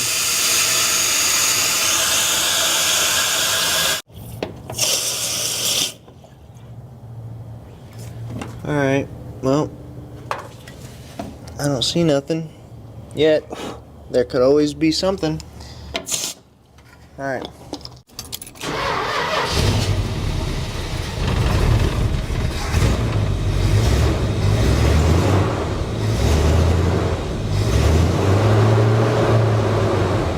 Now that sucker's turning nice and straight. Absolutely perfect.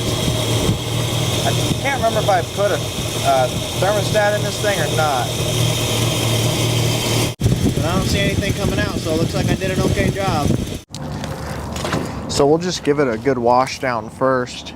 Get all the bird poop off of it and, just random crud. And then we'll get in a little heavier. I got some tools over here that we're going to use. I'll probably sand it with 1500 or 2000 and then polish it. I probably won't use a buffer I mean, you can use a buffer, but I got a polisher that's pretty heavy duty, so we'll crack that out. This thing's got a lot of real estate. Oh, it's big. Oh yeah. I love them rims. Really make the truck. You should get the hubcaps for them. That would make the truck nice. Dad likes the rims that are on this truck, which are for second gen Cummins, you know, like 94 to 97 and a half, and Yep. yeah, he likes them. But I like the old Steelies and Grandpap caps. No. Dad says it's too old man. I like the grandpa look. Nah. That's even too old for me.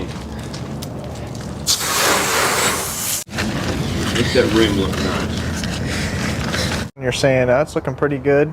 It's got a long way to go. It is looking good, but we still got to make this pop. It's still dull and chalky, and for that, we got a couple of tricks up our sleeve. So I got these fine grit sandpapers. So essentially what you're doing is you're scratching the surface of the paint. And the closer that this number is to 0, the rougher it is. So like 80 grit is for like taking paint off of cars. That's like taking stuff down to bare metal. So you go from, 80 grit, you have 400, 800. The closer the number is to infinity, the finer it is, the closer it is to paper. The closer to 0, the rougher it is.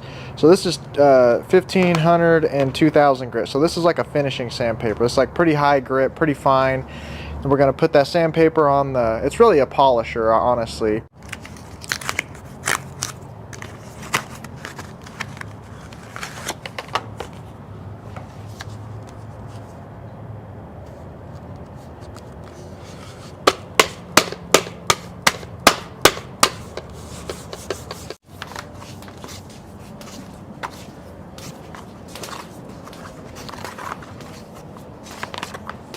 Wet it a little bit, and that's 6, that's the heaviest, so 1.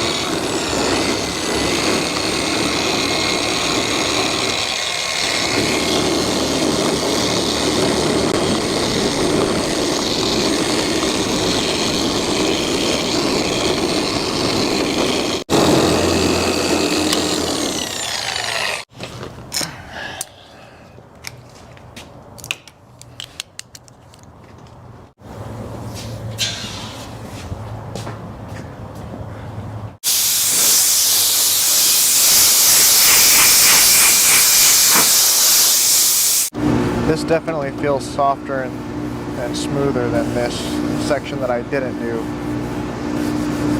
Let's see what happens if I...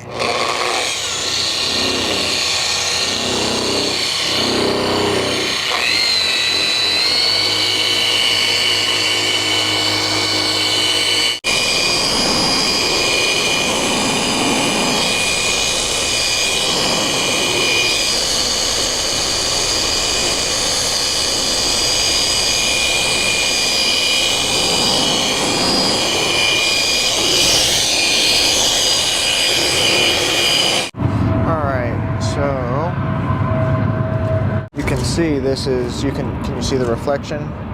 So now you can see the reflection and you can't see it here. So this is looking tremendous. Happy with this.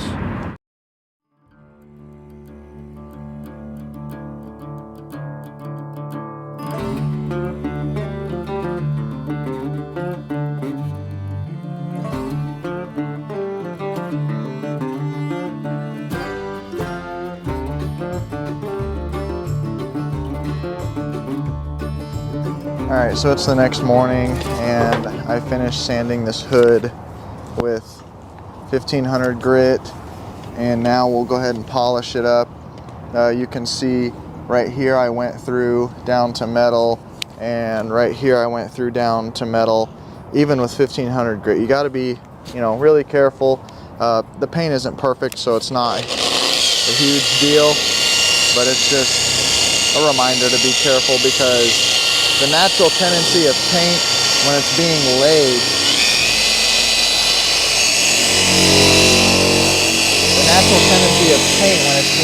is to stick to the flat surfaces, and it naturally runs off of all curved edges. Whenever you're sanding, polishing, buffing, you stay away from the edges and you hone in on the flat surfaces, and you very lightly hit the curves and the edges, because you'll go right through them, even with really fine paper.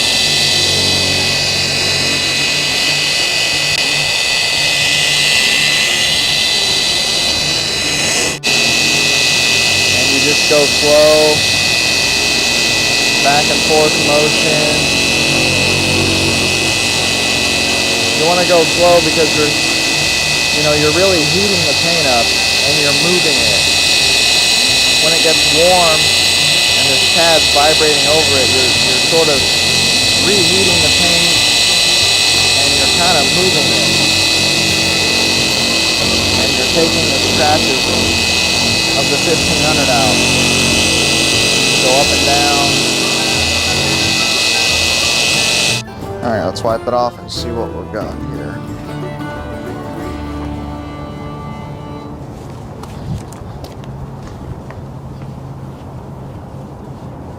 Alright, you see a difference there between this and the rest of the hood? I like that. So that's what we're looking to get the rest of this to look like. So we'll just keep it moving.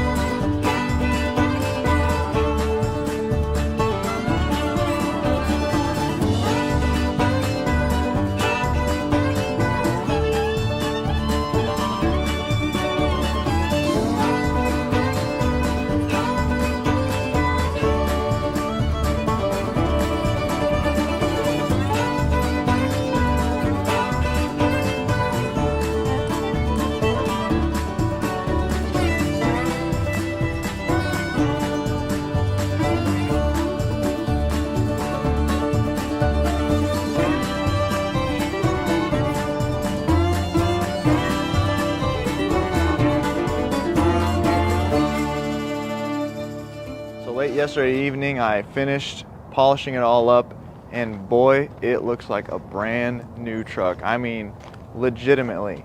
This truck was very well taken care of. This truck hardly even has a ding in it.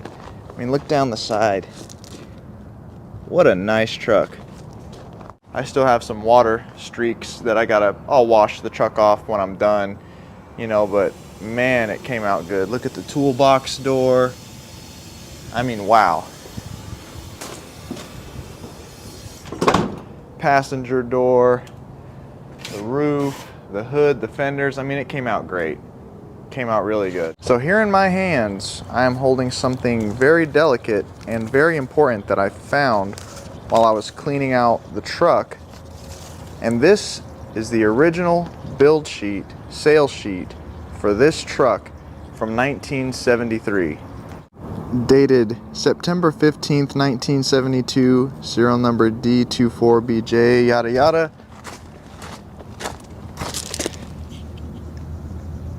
D24BJ and then the rest.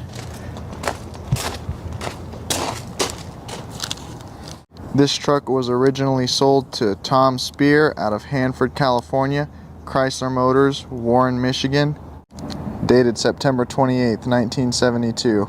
You can see this is a D200, 131-inch wheelbase, cab and swept line, so it's not a step side, it's a swept line. ED5 engine, 8-cylinder, HCH Auto 400. So this came with a 400. Someone's put a 440 in it somewhere down the line. Trans A727 Auto, that's a 3-speed. Tinted glass, sliding rear window, which we can see that it does have the sliding rear window. It does have air conditioning. Emissions SST, not sure what that means. Electronic ignition system, which yes, it does not have points, it has electronic ignition. California label, so that's probably California emissions. And I do have the California emissions sticker that went right here. I think I have it in the glove box. Yeah. So this right here, the California exhaust emission standard for engines. This is the original Chrysler California emissions sticker that went right here on the windshield, because I could see remnants of the print right here, so I know it went there. Alternator, 60 amp, 70 amp battery, auxiliary fuel tank. We all know the whole struggle I went with getting those 2 tanks to work, so it does came with the 2 fuel tanks. Dash insulation, radio, mirror JR with arm. I don't know if that means like a set of towing mirrors. I don't know if those towing mirrors are factory. I'm not 100% sure, but it had some kind of mirrors.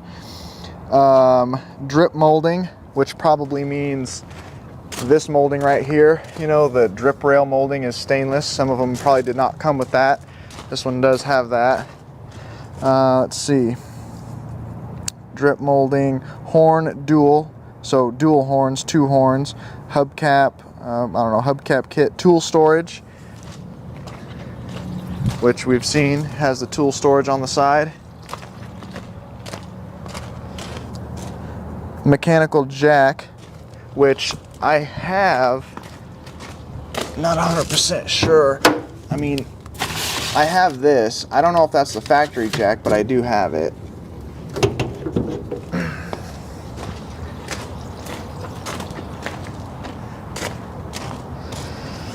TC underslung, I don't know what that means. Instrument panel black, this instrument panel is black. 2-tone paint, 4 wheels, 16 by 5.5, spare wheel, power steering, which it has, 70/16 something, medium, tan, and white. So this is the original paint, tan and white. I don't believe this has ever been repainted. This is the original paint, tan and white, so this is all correct. Bill of lading. Bill of lading just means this is for the shipper purposes. That is very cool to have this paper that matches this truck entirely. I've still never test drove it enough to test the transmission, so we'll go ahead and test it out. We got first. I felt second. There's third. So since it's a 727, it's only got 3 gears. So we're getting all 3 gears. RPMs are good. You know, we got good RPMs. We're getting no loss of power when I put my foot into it. We're not doing 100.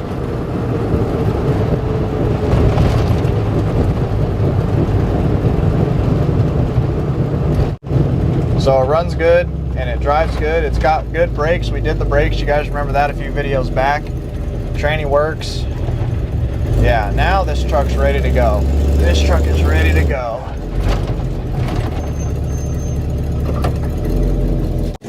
You know, I would definitely call this truck a survivor. That original paint is awesome. The original seat with the nice new carpet, the way it runs, the 440, the Adventurer Sport. It's got the heavy duty Dana's, I think 70 rear end in it. It's got the West Coast mirrors on it, the California West Coast mirrors, air conditioning, toolbox. I mean, this is a truck now. When we got it, it was just sat for 20 or 30 years, hadn't ran in a long time, paint was faded, flat tires. Now it's something. Now it's something that somebody would be proud to own, proud to drive.